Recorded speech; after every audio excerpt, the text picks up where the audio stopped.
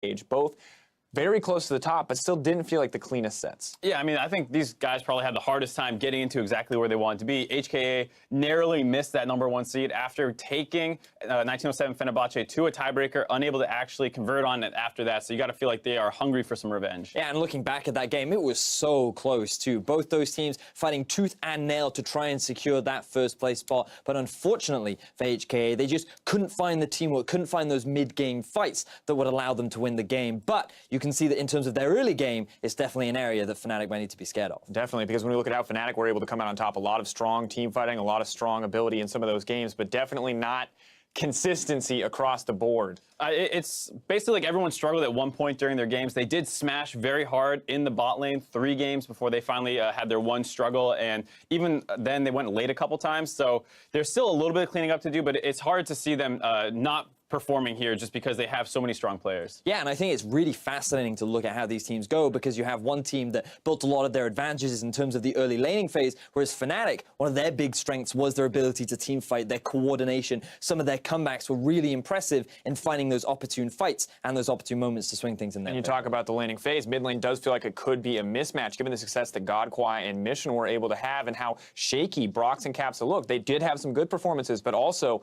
were kind of a weakness at certain points. Oh, yeah, they were doing a good job punishing mid laners when they had their summoners down. They were able to get onto Frozen a couple times, who was supposed to be one of the big playmakers for 1907 Fenerbahce, and he was a little bit later in the game, but it did feel like Mission was giving him a little bit of trouble, and we were seeing Caps struggle against Null and some other people in the play-in stage. Yeah, but the big thing that I'm going to be looking at in terms of HK's ability moving from the laning phase is what they can do with their gold leads, because we've seen a trend now with this team where they get this early lead either through the mid lane or through their AD carry, but then they never really push this gold lead that much further. It stagnates, and that is a reason why 1907 Fenerbahce were able to find that big win earlier on, and it could be an avenue with which Fnatic can take advantage of. Definitely true. And now I also want to look at a little bit of the bot lane. Despite Reckless's most recent performance not being the greatest, I think he is still a massive threat on the team, and I think we have to look at how Unified is actually going to stack up in terms of individual playmaking. Absolutely. We're going to have a good test here of Reckless to see how he's going to match up to the rest of the world, because Unified has looked great. He's probably been even more so than Mission, one of the focal points of the early game for HKA. He has made a lot of leads, but he has very tough competition, because Jez and Reckless have been great as well. They certainly have been. This 2v2 powerhouse bottom lane has been exciting to watch, and as a European fan, those will be one of the players that I'll be keeping my eye on throughout this series. Lots of things to look out for. Well, let's send it to Pyre and Frost to get us into the first game of the series. Thank you very much, Dracos, and welcome to our next series of the day. I'm Devin Pyrotechnics Young, and joining me in my Song of Ice and Fire is none other than Indiana Frusker in black. How are you? But it's Frost. It's not Frost. You know, I've been trying to spell that out for years. I still can't do it. Let's turn our attention towards the players taken to the stage today. On the blue side for game number 1, it's Fnatic, which means up in the top lane, we've got Soaz. Prowling the jungle will be Broxa. Caps in the mid. AD carry Reckless. Support Jez's and their coach, Dylan Falco. And scoring up against them on the red side, it's Hong Kong attitude from the LMS. In the top lane, it's Rearus. Jungle is going to be Godquai. Mid is Mission, Bot, Unified, and support Kaiwing with Coach Tabe.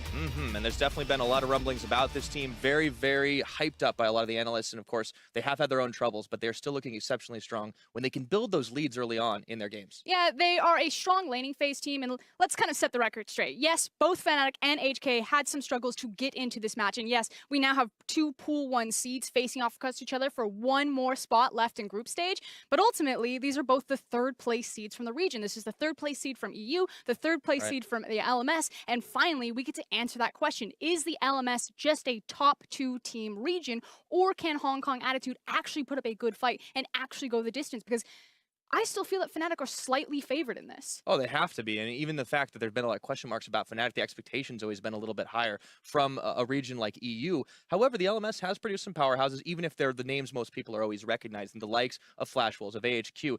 I heard a lot of analysts talking about how this team might be better than AHQ this year. And I frankly do have to agree. Yes, it was AHQ that took the 2nd seed, but if you look at the march through to even get Hong Kong Attitude here, they look very impressive. And it's individually, lane by lane, pound by pound per talent, matching up from AHQ. I weight a lot of the players. You know, Unified is such a great ADC, even though On has that veteranship status behind him. Rearus is performing better in the top lane than Ziv has had this entire split. So HKA are a team to be feared. You certainly are, but Fnatic definitely no slouches. As we get to picks and bans, we'll find out what they decide to build their compositions out with. Syndra off the board, followed by Rakan for Fnatic and Kalista on So- Hong Kong Attitude. Big picks that I'm really looking for are going to be the Rise. I know Caps has really only gotten his hands on it once. Normally, it is banned in the second rotation, but as I said, it like, nope, get it out of here right out the gate. Yeah, Caps has definitely been able to pull off some pretty nasty things on that. In fact, even when he joined the LCS, he had this insane backdoor play up against G2 Esports that everyone in the ULCS remembers. Not going to get a chance to play off any of that shenanigans today. And I expect it to be a permanently banned champion from HKA, whether they're on red or blue side, simply because Mission doesn't play it. It's not a champion that's in his wheelhouse. He does have a wider champion pool. He's more likely to go towards like the Kassadins and the Jaces, but Rise just isn't there. So if Rise is coming back into power and if he really feels threatened by Caps, this could be a pinch point where Fnatic can lock them down in draft and get a better favorable matchup because HKA are forced to ban this. For Mission, we haven't actually seen him pull a whole lot of variety out just yet throughout their 5 games. He's played Syndra in 4 of them, so maybe we'll see things a little differently with that Syndra banned away. Starting off, we get a Gragas first pick for Fnatic. And that's simply because the Sejuani has been taken away, and she's just been dominating playing so far. We saw her just in the last series, even though, you know, contracts, a couple of hit and misses on those ultimates in the end. Sejuani is still just such a powerful champion, but with her off the board, Gragas rises up in priority. Of course, this is going to mean for HKA, they get the chance to lock the AD carry first with Rakan ban. Stock in Xayah goes down just a little bit, so the Tristana is the choice. I don't know if the stock necessarily goes down in Xayah. I'm personally of the favor that I still really love Xayah. I think she pairs up with a lot of good supports. That said, Alistar is still readily available, and Alistar can really throw a wrench in Xayah's day because she is a lower mobility ADC, especially when she doesn't have that ultimate to free her up. That's a good point. Strong, independent bird woman, don't need no man. Let's see if Hong Kong... She trades up. Yeah, she does. Hong Kong Attitude.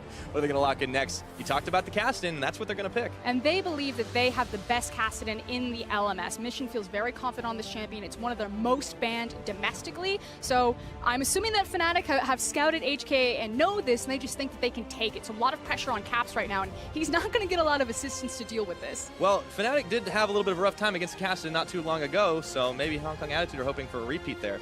The big scary thing, though, is then all of the wave clear does fall into Unified's hands, and if Unified is ever out of position, they don't have that secondary carry to just draw out games, to be able to wave clear freely and create hiatuses there. Yeah, well, we'll see what Unified's able to get done in this game. But for Fnatic, they've locked the Xayah, 15 seconds to keep on going. Do they want to pick a support up here? Seems like it would be the next logical step. It's typically how Fnatic like to structure their drafts as well. They take jungle support and ADC in the top 3 picks. They could go for the mid laner, though, simply because they know it's a Kassadin and just try to get Caps a favorable matchup before that pool starts getting sculpted down. So you've been brushing up on your British English, Frosco. But for Hong I've Kong really Attitude... gone medic.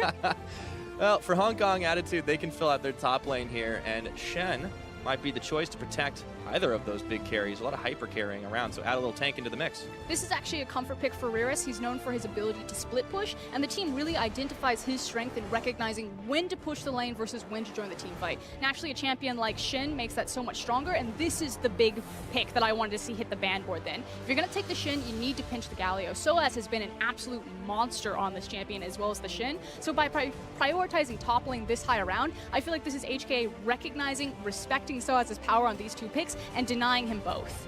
Have to go for something a little bit different. Of course, Galio has been pretty much the most popular top laner at this tournament so far.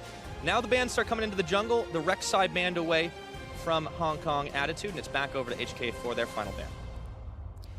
Could just continue to whittle away that jungle pool. I expect it to be for Fnatic, simply because HKA haven't locked in their jungler yet. Okay, last couple seconds tick away, and there's Cho'Gath off the board. Means that Soaz might be forced onto the Maokai. We all know how much he enjoys that champion. Best champion. Totally loves it, right? 18 seconds to go for Fnatic now, and they have one more ban. Do they continue to hit the jungle pool here?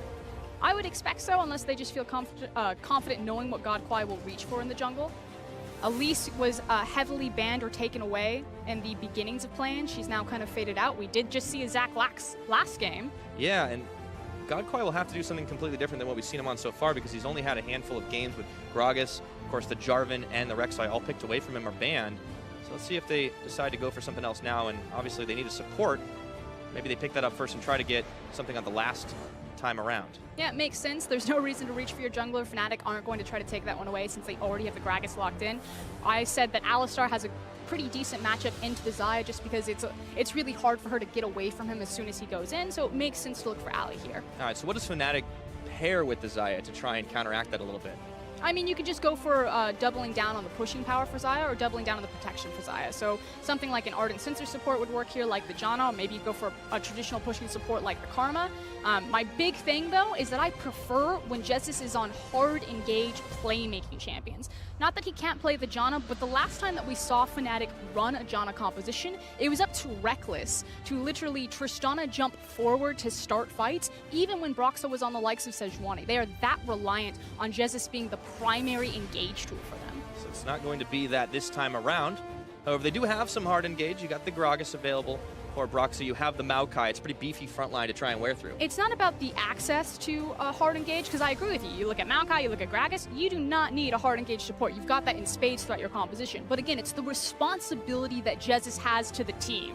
All right, now this is going to be something completely out of left field there with that Ezreal jungle locked in. We were wondering when we would start seeing this one, and with all the junglers, the big tanks taken off the board, Godquai's got himself a damaging pick. Okay, I'm very excited. I knew that this was probably going to come up. The team has been practicing a lot, so they are going to feel very comfortable taking the Ezreal jungle, and it makes a lot of sense.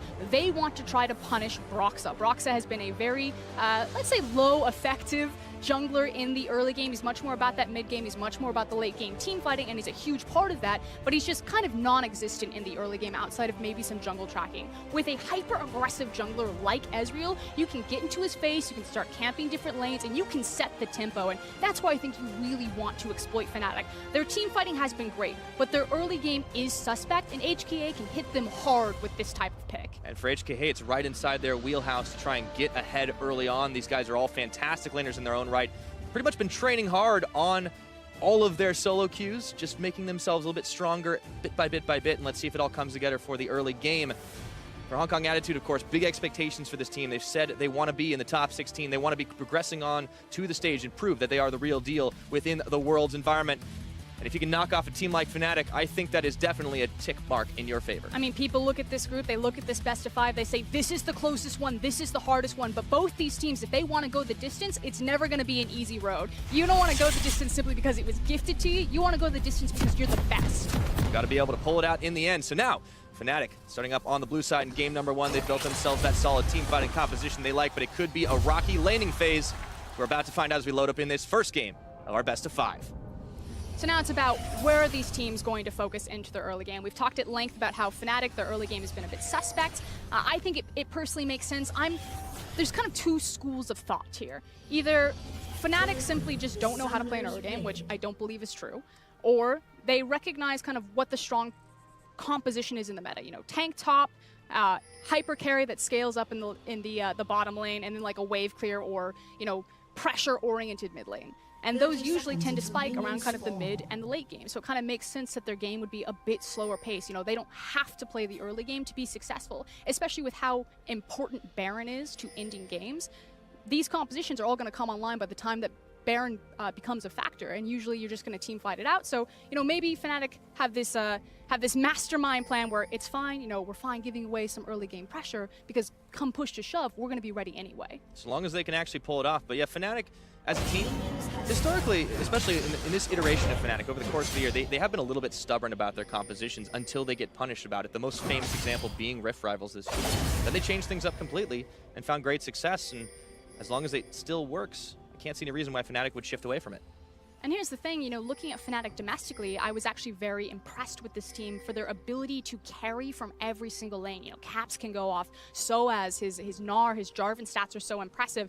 Everyone knows the potential that Reckless can put out, but coming into play-ins, it's been a rather one-dimensional Fnatic. And again, I have to trust the team, the history, the organization, and the experience, and just say that, you know, maybe they're not showing anything, maybe that they just believe this is the best way to play the game. And yeah, it's only really cost them one game that didn't matter against young generation. So pressure's on now. Like, how dominant are Fnatic going to come out? Yep, that's always a question we have to ask. But for HKA, they want to be able to do a lot in the early game. Of course, it's not just early game, right? The damage is going to get pretty real as this game goes on. You've got a Kassadin and Tristana, that Ezreal. I mean, it's all going to scale up pretty effectively, but the style of play that HKA like to do is, of course, always going to be getting ahead in that early game. Jez is spotting out the blue buff start.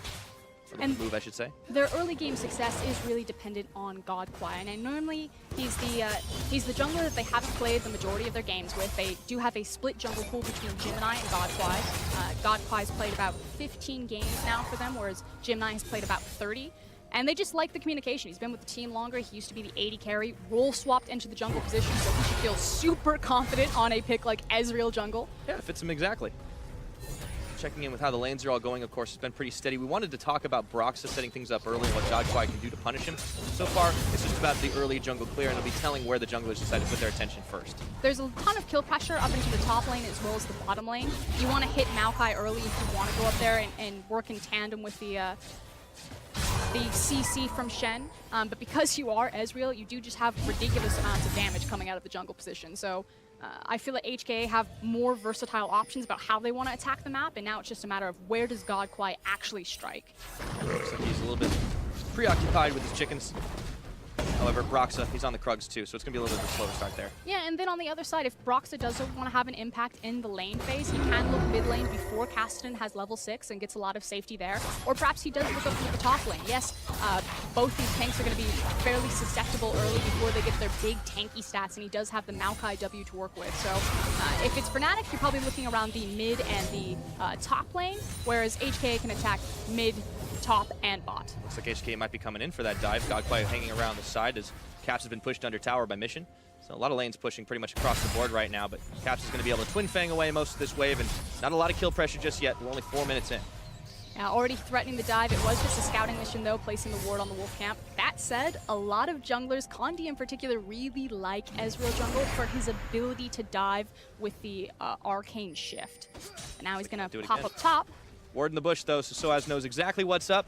He's not too worried about being interrupted from the farm. Riris already down to half his health bar, but of course, Broxah is making his way up slowly. They pinged in the area. Not 100% sure if he was going to be there, but still just seems like the laners are going to be having it all to themselves for the time being. Yeah, Broxah is just shadowing underneath Soaz. Soaz wants to get this big wave into the tower. He can get a free back if he wants to, or maybe try to punish Shen a little bit underneath the tower. And he just wants to make sure that he's in the area since his top laner has to be so exposed and overextended outside. Yeah, see the wave pushing back. Riris 1 level disadvantage over to Soaz, but big wave built up. He shouldn't have too much trouble under the tower.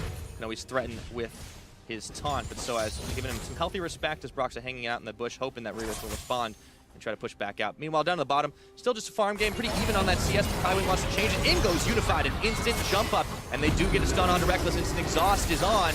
Unified rooted, pulled back. Rekkles ignited. Let's see if he can get the kill. Shield comes up, and Unified's gonna hop back in. Insta flash, respect. There we go, back up to the top side of the action. It just keeps on going. Riris, he's got a flash. He might have to use it, but no, he's able to walk away from the danger. Okay, so action across the map. In the end, though, it's the bottom action that I think is more important and prevalent to the game right now. That's 3 summoners burned from Fnatic. The exhaust, the flash, and the heal. And we talked about the Alistar into Xayah, how teams really favor that matchup. It now makes it that much easier for KazaLoLLCShighlights to say, I'm coming bottom, and we're looking for Rekkles. Yeah, now Mission, he wants to get going in onto Caps, and it's not going to happen too much just right now. And speaking of Caps, despite the fact that he's been under pressure more or less constantly throughout this Worlds, he's actually put up some pretty decent numbers in the CS department and not so bad on his KDA. Let's be frank, no one's going to come to help Caps. Fnatic are notorious that they kind of leave their mid laner on an island unless, you know, Broxah happens to be on Raptors while Caps is being dove by 3 people. But despite the fact that this guy's constantly in 3v1, 2v1 scenarios, he has the 2nd highest CS difference at 15, which is just so incredibly impressive and speaks to his ability as a laner. Yeah, well, Caps definitely came in as a pretty hotshot rookie into the European LCS, a long line of them. He was just one more, but he also added some interesting picks, some interesting playstyles. I mentioned earlier about that backdoor that he pulled off on the Rise. The guy's a playmaker, and he can definitely step up in the clutch, and in the lane, he usually doesn't get shut down too hard. And the coolest thing is, while that's spoken a lot as kind of a primary weakness for Fnatic, it can also be a huge strength. If you don't need to constantly be babysitting your mid laner, if he can absorb all of that pressure and all of that attention, and you can gank the top lane, you can give the attention to the bot lane, that just makes Fnatic stronger across the board when they execute on that. It's when they leave Caps up to try, and then they start losing so much pressure and power through the middle of the map, that's when things go sideways. Got to talk about when he starts getting solo killed or when the jungle just keeps making repeat visits. That being said, he is down in the CS versus the Kassadin of Mission. Of course, can't really say the same about this bot lane. Pretty dead on even. Rekkles going for the Berserker Grief starts after he was forced out of lane, but we see a swap coming in. Yeah, and that's because they need to get away from this Alistar Tristana. They recognize that they just have a giant target painted on them, so Fnatic are trying to trigger a lane swap. Shin also has the ultimate available, so there's no reason to start fights in the bottom lane. This is a good read from Fnatic. Unfortunately, it's just a little bit too slow to the punch, so tempo advantage to HKA. Yeah, they pick up the first tower, giving themselves a gold lead and extending that out to about 1,500. So I'm still pushing the wave up in the top, and the dual laners are going to be coming in, but Reavers will be able to clear most of that away. That's not massive right now. He's going to be forced under tower just to back away. They're still pushing in the bottom side. Unified and KaiWing, there's no one there to respond, and Godfly's coming in for the relief effort. Yeah, and it was the question about where Godfly was going to strike. Would he go bottom lane to help Alistar and Tristana continue to push on that inner tower, or would he assist top lane? By going top, they're going to delay this. Oh yeah, Soaz, he's actually going to get the back and push them, and that is going to be first blood over to Soaz. On the dive, it looks like it was instigated by Hong Kong Attitude. Exhaust already burned the flash and the feathers. Sink in for the kill. Meanwhile, down bot though, KaiWing and Unified continue their push. But globally, it's still an advantage for HKA. They're going to take the inner tower. There's a diminishing creep wave that's just now approached Fnatic up into the top lane, and KaiWing and Unified should have enough time to push this wave and make their back and then rotate towards the top side. Yeah, they never stop. Fnatic, they're just leaving things open right now as they try to push down on the bottom, and Mission's going to get a back away, and it just seems like Fnatic, a little bit under the gun, decided they just didn't want to push their luck. That was cute for Mission. He teleports back in. That's instant. Wow. Okay, taking another look at this. This is huge, even though Godquai does die to first blood, and that is pretty significant. Ezreal does need to get ahead to really be effective. He has a very expensive build coming out of the jungle. But his death here isn't in vain. They do trade 1-for-1 first blood advantage to Fnatic because they will take down Ezreal first, but they delay the tower push, which buys enough time for the bottom lane. You look at the bottom side of your map right now, Tristana and Alistar are pushing down the inner tower, and again, still global advantage and global gold lead to HKA, and this is what we expect from this team. Their pre-15-minute stats are pretty absurd. Yep, building them up as the time goes, and we talked about how they're going to have a lot of scaling in their favor. It's just that the carries necessarily aren't the ones getting the kills early on, and that's okay right now. They've been able to stabilize quite well, and Dave Roxy getting caught up, and there's Soaz there at his back. A lot of pings flying. Mission wanted to go in, but he realizes he's not going to be solo. And finally, this is now Fnatic having this slightly upper edge in terms of tempo. They reach the tower first, they've got more members rotating over to them, and another creep wave coming in, whereas on the other side, HKA are just about to hit the first tower. Yeah, so this time it trades around back the other way, and I think Fnatic may not have been the most optimal of trades for them earlier on, but they'll be pretty happy with the fact that they've managed to get out of the laning phase, not too scathed, even on the gold game, and of course it will change in just a few minutes. Now it's about what they're going to buy with this time. You can see that Reavers is trying to guard the inner tower, but how confident are Fnatic to continue to push? Shot barrage coming out. Mission. There's some waves. He already clipped onto the crab. That's a long-range wave clear. Last couple shots. Ooh, there's a taunt. Prox is able to interrupt it just on the edge. Mission looking to go in. Reaver stuck under tower. The barrel comes out. Not enough to secure that kill as Jesus throws down the Monsoon to keep Reckless healthy. And again, it's Reavers and Friend buying enough time to slow down Fnatic siege, while on the other side, they continue to push into another inner tower. Yeah, Soaz, I don't know if he's going to have as much to be able to defend here without a whole lot of backup. He just has to throw down the sapling, and there it goes. Hong Kong Attitude picking up tower number 4 for themselves on the up and up versus Fnatic. And this now means that they have super access to the Rift Herald.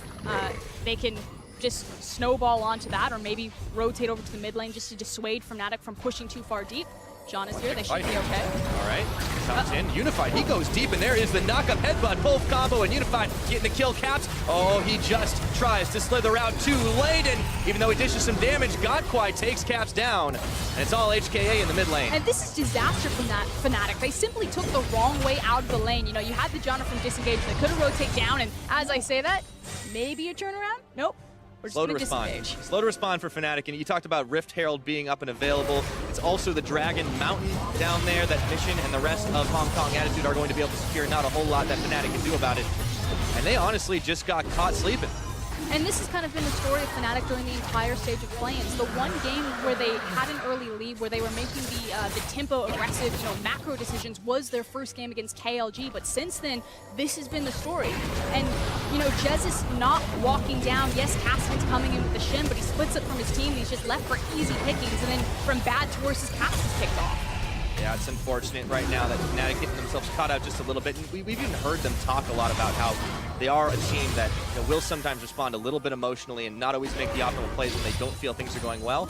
Well, that's the thing that can sometimes start off that level of thinking. see if Fnatic can make the recovery. We're 12 minutes in, though. It's still a gold lead for Hong Kong Attitude, about 2,000, but now it looks like they're starting to feel a little bit more confident that they can take off individual plays. Soaz does not want any part of Mission. And the scary thing is now that the towers have broken down and we're starting to play kind of the 1-3-1 or play around with our lane assignments, that's where HKA's composition gets scary, because this accident is a hard person to deal with. And they're hitting the item spikes faster, right? The Rod of Ages completed versus just a couple of components for the Cassiopeia. The Infinity Edge versus what Reckless is bringing. It's not quite finished up on his Essence Reaver, so we're going to have to fight here around this Rift Herald. Let's see what happens. Mission getting chased on and followed on back, and we'll get bullied out. Godquai look to try and take away the Rift Herald, but not going to happen. Monsoon keeping everybody on the Fnatic side. Healthy as Godquai gets knocked in by the barrel. Flashes away, gets the heal, staying alive, and now Fnatic trying to split attention, but they will be able to find Mission as he couldn't Rift Walk fast enough to get out of that one. Rift Herald and a kill. Big swing for Fnatic right there, and that's what's been putting them over the line in all these plans. They fumbled the early macro decisions, gave away a couple free towers, don't necessarily trade even, but their team fighting is clean enough that it doesn't matter, that they're able to dig themselves out of any sort of deficit they put themselves in early. Yep. Might not always work about every single time, but it's shown so far that Fnatic's strong enough to affect the comebacks and out-skirmish, out-trade opponents. Unfortunately for Hong Kong Attitude, they just couldn't quite find the fight where they needed it. However, setup for them still looking good. A lot of wards deep in this Fnatic jungle. Pings flying that they know Brox is not around as he'd already backed off the base. Jez's and Caps a little low on the health bars. Have to respect the damage that Unified will bring. That said, the main goal for Fnatic right now is to take down that mid-tier tower. Now, you can see that Unified and Kaiwing have been moved over to just play wave clear duty, but Fnatic do have the Rift Herald. It does mean that HKA are kind of extending themselves up into the mid lane, so eventually, as soon as they take care of these side lanes, Fnatic can rotate and try to push their luck mid. Although, here we go. Oh, he's the classic. Jumping in. Featherstorm out for Reckless. Teleport coming down. Mission wanted the 1v1, but he's not going to be able to take the 2v2, and Reckless might not even need any backup right there. Pulls him back, gets the root off, and wow, the outplays. Doesn't result in a kill, but still forced quite a lot out of Mission. And you know, normally when Fnatic's fans see Reckless off into a side lane, it's, oh no, you know, Here's he's what off into happens farm mode, this is when he gets caught, but just turning around and showing the power of Xayah and his confidence that, okay, Cassidy, you think that you have the lane assignment here, but you need to play this perfectly or I will punish you. Yeah, you called it in the pick and ban. You definitely don't need the Recon to be effective on that Xayah. And with Essence Reaver complete, he can start working towards the rest of his build. He's already dishing some seriously massive damage. I'm just saying, she is the better Tinder swipe here. But paired up with Jezzy, it's all good. Unified still on wave clear duty in the mid lane. Caps trying to do the same thing, and looks like the game is going to rotate about the mid for a little while since both towers still up and available, and those are the only ones on that part of the map. Still a while before anything like Baron will become a possibility.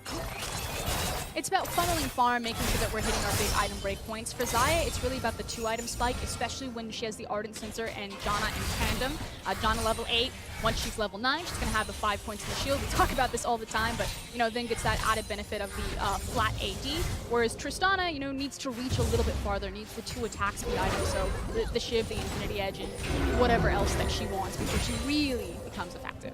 Feeling comfortable enough to just solo take those fights. We've seen Unified, though, really going hyphy to jump on in, knowing that he'll get the reset, or at the very least, the support's going to go in and back him up. I think he had to pump the brakes a little bit just because Speaking of, he wasn't feeling too confident when he ran into Xayah and the teleport. Big eyes, though, on Godquai. You know, this hasn't been the snowballed Ezreal jungle game that you really need to be effective on this champion. okay, Ring gets pushed back. He might have sealed his own death warrant there as he goes on in, gets the knockups. The Cats coming out. Monsoon to keep everyone on the Fnatic side healthy, and Riris is going to tag back out as he gets the taunt off onto Soaz. No one from Hong Kong Attitude going down, but this will open up the chance to push with Rift Herald. Yeah, I said that as soon as Fnatic felt comfortable about their side lanes, they were just going to funnel all their resources into that mid lane, use the Rift Herald, and take the free structure. And here they go. They're now within touching distance of this gold difference between them and HKA. Yeah, Shelly wants to go into round 2, but Godquai Mission trying to push that one back. So Fnatic haven't opened up the map here. Let's see what they end up doing next. Still the gold in favor of Hong Kong Attitude, but that's pretty slim. Yeah, and unfortunately, it kind of feels like the clock strikes midnight on HKA's gold advantages. You know, 15 minutes, they're feeling comfortable, but as soon as it ticks over to 16 to 18 minutes, suddenly they start to slip backwards. Yep. Fortunately for them right now, Fnatic starting to look like they're the ones in the driver's seat. Reckless once on a side lane. We have seen this many times, as you referred to. He does need to be careful, though. His team's not pressuring anything underneath him, and he doesn't have a lot of offensive vision pushed into the enemy jungle to extend much farther. So I like the respect that Reckless is showing, though. Just hoovering up some farm, stacking his pockets a little bit, picks himself up a Zeal, but not pushing his luck. Yeah, not going to go too far and too deep without a whole lot of backup. We have seen Fnatic sometimes use them to bait things out there, but not this time around. Reris is actually going to be the one rushing on that side. Of course, on that Shen, pretty much right in his comfort zone. A lot of wards deep here for Hong Kong Attitude, so if anybody from Fnatic decides to go through their bot side jungle, they're going to know all about it. And this is what HKA were unable to execute on in kind of the last big team fight. They weren't able to pull Fnatic apart into these side lanes. Fnatic just saw that Cassim and Shen were in a side lane and decided to commit heavily towards the mid lane. So a lot of respect to Alistar and Tristana. They need to be careful because it feels like as soon as Fnatic see Mission and Reris off to the side, they're just going to steamroll over mid. Yeah, quick decision making. Of course, they turn their way towards the Cloud Drake. An easy peasy pickup for this Fnatic team, so they'll be a little bit more quick to try and move around the map now. Back to mid they go to try and control that and not let Hong Kong Attitude have the inside tack. Still a lot of vision deep in those jungles, down in that bottom lane, but there's nothing they can really do with it at the moment. It also makes sense that HKA would just give away the Cloud Dragon. They didn't have vision control of that area anyway. It's just the Cloud, and they're not feeling comfortable in terms of their item break points and feeling strong right now. So it's about the next dragon. It's a waiting game for Hong Kong Attitude. And, you know, we talked about how for them it does seem to be all about building up the big lane leads. That kind of evaporated for this team, but there's still so much more that they can actually do. I'm just curious if they're going to be able to pull off these fights that Fnatic have just been so much better at in this play-in stage. I mean, they have a ton of mobility that they don't necessarily need to take the full 5v5, that they can try to split up when all 10 members are grouped up into kind of like a 2v2 or 3v2 type of scenario.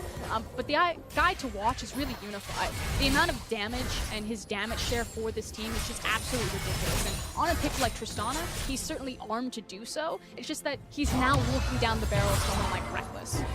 Normally, we talk about that high damage share that Unified has as a result of the fact that that Godquai doesn't actually do nearly as much of it as his jungle counterparts. But now he's on an Ezreal. Now he's on this type of champion that's going to be able to dish out a lot of damage. So I'd be curious to see his numbers after this game, because if they match up, that's a problem. I mean, he's certainly going to be putting out more damage than usual simply because it's a poke champion versus kind of an all-in engaged tank. That said, he's still not feeling super confident. He's starting to create a little bit of space between him and Gragas, but he's been sitting on a Sheen for what feels like forever. Yeah, he really needs that edge to try and get things going here. Still a little while before Force? Trinity Force. Yeah, sorry, that other item, the other item that does a lot of damage. I trusted you. I was just going to take that. I was like, yeah, the Infinity Edge on Ezreal. No, it should I mean, that would do a lot of damage, admittedly. the Trinity Force Yeah. into Duskblade. I mix those up all the time, apparently. They're very expensive swords. They are definitely, well, one is 3 swords. That's where I really messed up, because I didn't think about that. But the Baron is going to be up in about 10 seconds. Now, I don't think that's going to be taken right away, but you can see that Fnatic are setting up vision for it already.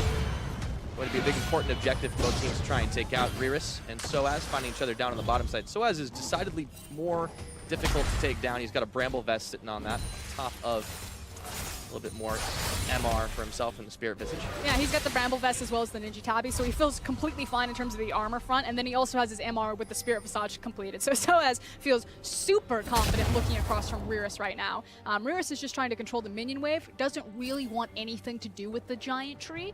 Issue is that his team doesn't have the vision control for him, so has to pay a ton of respect to Fnatic right now and can't get the deep push that he really wants. Yeah, all those wards that were set up earlier on when HKA had a lot more control of this map has kind of gone out the window, and there's not a whole lot of inside tack that they can really get. Fnatic do see this Cassin upriver nearby the Baron pit, pinging on it right now, but there's really not going to be a whole lot of response. So it seems like the Baron control wards all being taken out and replaced in favor of Hong Kong Attitudes, and this is the early stages of that dance. Oh, Hello. Looks like they found Unified, and he's going to get the hop up and away right into the Raptors. And just going to get a little bit more clear off on him so they're not dishing out too much damage as he goes away. and huge credit to Unified. Didn't have to burn his heal, retained his flash right there. It did look very close, so good attempt by Broxa to find a very important pick, but Unified keeps his cool and walks away. This is why you see those Tristana so frequently. Not only does she do so much damage, but you got a lot of self-peel, getting everybody out of your face. And we'll see as Reckless and Jessens get on the side push here. Still being pinged out by Hong Kong Attitudes. Just a waiting game, trying to play the waves back and forth to make sure that there isn't a big advantage on either side of the map.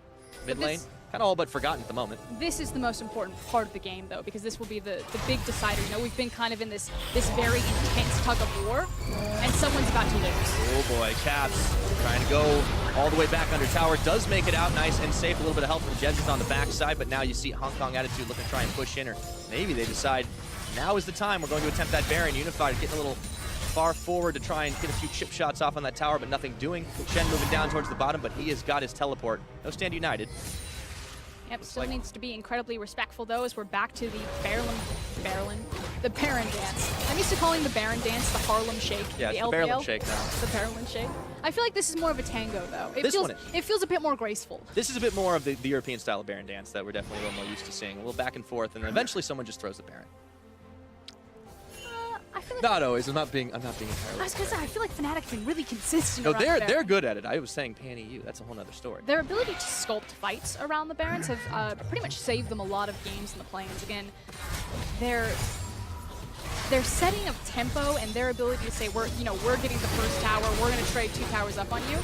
They've pretty much fallen flat on their face throughout the play-ins group stage, but it just comes to that one Baron fight where, Fnatic have the perfect vision set up, where Jessica gets the perfect flank, and then Broxa follows up, and they don't disengage, they keep going forward. Fnatic suddenly close the bear trap on you and rotate into a Baron or rotating into an Infernal Drake. Yeah, and of course it's kind of better equipped for their comp to do that as opposed to what Hong Kong Attitude are bringing. They have those side lane pushers. They have a bit more of a catch if you look at the Kassadin, you look at the Shen, and even the Ezreal. It's a lot of damage, but in the team fights, may not necessarily shine as much as some of that AoE that the likes of Caps and Reckless can do. I mean, there's certainly a ton of damage on both the compositions. They're well balanced, they've got multiple damage threats, great tanks. It's all scaling too. You've pointed out, though, that HKA do have the added benefit that they can try to manipulate more of these side lanes. Cassiopeia, she's not going to be in the same safety net when she's playing the side lane. That's why Reckless has really been picking up a lot of that side lane farm and a lot of that side lane responsibility. But this is where they're comfortable fighting, right? The 2-item spike you were talking about on the Xayah, that's of course completed. We're still waiting to see the Tristana get it to 3. And Fnatic, they're now deciding to grab a little bit of extra easier objectives. The Ocean Drake on the board should be a pretty simple take for them because there's not a whole lot of response where Hong Kong Attitude are on the map right now. Still focusing on those side lanes. The Kassadin pushing up top, the Shen pushing down on bottom. And it's focusing on the farm again. It's HKA recognizing that, hey, we're not strong enough. We don't feel 100% confident right now that we could just dominate these 5v5s. We're still waiting on one more item from Tristana, so let them have the Ocean Drake. Let them have it for now. Of course, we haven't seen the more explosive Infernal Drakes that have pretty much been in just about every game. I think there was like twice as many Infernal takes as any other dragon so far in this tournament. Something like 30. Made them really, really explosive fights happening, but now at 25 minutes, it's not one to be found, and even the next dragon's going to be the Mountain. But the fact that this mid lane tower is still standing at 24 minutes is a big problem for HKA. It means that they're having a harder time kind of blitzing in their deep vision on either the blue or red side jungle. Look to change their fortunes right here, but Caps is still there to defend. Unified gets the turnaround. Doesn't look into the petrifying gaze. With the Janus shield, they're able to save the tower mid for now. Fnatic instantly mobilizing for the defense. Hong Kong Attitude, they want that tower real bad, but they're going to have to earn it. Looking for Broxa. Kaiwing goes in with the knockup. Static shift, AoE damage. Mission wanted to find an in, and True Shot Barrage is going to peg Caps, but not enough to take him out. And looking down bottom, you could see that Ryrus actually disengaged from Maokai. He's now recently stepped back forward to try to keep him locked down, so HKA may be feeling confident enough that they don't need to pull their shin, that they can actually just win in the 4v4 right now or get what they wanted, but everyone is going to disengage. Yeah, pressure still on for Fnatic, trying to save this mid tower. Hong Kong Attitude still hanging around the Baron pit, controlling all that vision. Fnatic would have to, of course, go in there to try and stop him out. Mission, he's still on a mission up towards the top side to keep the waves of pushing, but the dance continues back and forth. The fact that Mission's got to bounce between both mid and top lane, though, and Caps is able to keep CS with him, pretty impressive. Able to do it pretty consistently. Well, we talked about the CSD of 15. Throughout the rest of the game, it's pretty good too. Caps is definitely not slouched on most champions. And he is getting more support now that the lanes have broken. You know, it is Broxa and Jez standing behind him, making sure that they can't break that mid lane tower. But just to re-emphasize, it is so important that Fnatic still have that standing, and it's what's denied HKA a lot of their ability to exploit their 1-3-1, because they can't get deeper vision in the jungle because mid lane still stands. Yeah, that's the difficult part right now. So for Hong Kong Attitude, it's still frustrating them to try and break into that mid side. And now we start to see them gathering a little bit more of their vision, once again poking into the jungle of Fnatic on both the bottom and the top sides.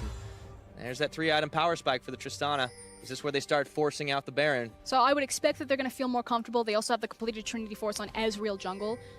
You still are looking for kind of the 3 items for easy. Probably going to be the Duskblade coming in next. That said, we're also very close for the Infinity Edge for Reckless. Yeah, that's going to start turning things around pretty well too. And 2-item power spike on the Xayah, he's still been dishing damage. But otherwise, I feel like both teams have been, pretty respectful, just kind of gentleman's agreement. We're going to farm, we're going to get our items. We'll see it in the 5v5. And now it's coming on to that time of the game. Yeah, you can see both teams getting a little bit more trigger happy, trying to go in on each other and see if they can get a quick pick to try and turn a fight in their favor. Still no one's going to find it just about now. I mean, this is one of those games we have more towers than kills, and it kind of teeters on a knife edge for a little while. But it just takes one team fight, Pyra, and it will be a massive swing of who will win this game. Oh yeah, now the minions moving in towards the bottom side as Riris goes to join the team. Back up towards top. Fnatic are the ones that have controlled vision around the Baron pit. And see if HKA can try to find a collapse here. Kai Wing moving around the mid once more. Finds Caps out, gets grounded. Rest of Fnatic on the chase looking for the cow. They want themselves a burger today. Not going to find it. And frankly, it should be HKA that are looking for the plays at that moment. You know, it's them who have priority over the mid lane. They've got the Shin rotating first. He's going to get to fights faster because he has the Stand United, but constantly it's Fnatic. Oh! And they found a catch right on top of the Ezreal. Shen Shield coming in, but Godquai is going to get deleted before he can do it, and Fnatic instantly pinging onto the Baron. Let's see if they're going to be able to secure that one down. Without the smite, HKA will have to distract. Which means that HKA have to fight and try to force them off the Baron. There is no option to look for a smite steal here. Yeah, no vision for them thanks to the control ward denying the red that they've already got inside, but a teleport is coming down right now. We'll see if Fnatic can secure this one up right quick. No Mountain Drake for them, but still plenty of damage. Reaver's coming in. It looks like that's going to get secured as they got the zone out onto Mission. Fnatic clean take on the Baron and looking for more as they go for Mission, who tries to jump over the wall, gets the blast going express, but he is on the wrong side of that mid tower. Really regretting the fact that they haven't been able to pick it up. He rift walks over into the pit. He should be out home and to safety, but it is a clean Baron pickup from Fnatic. And like I said, it just comes down to one team fight that's massively going to swing this game in the other direction. Yes, indeed. So, for Fnatic, with the Baron empowered minions, making it even harder for HKA to push into this mid.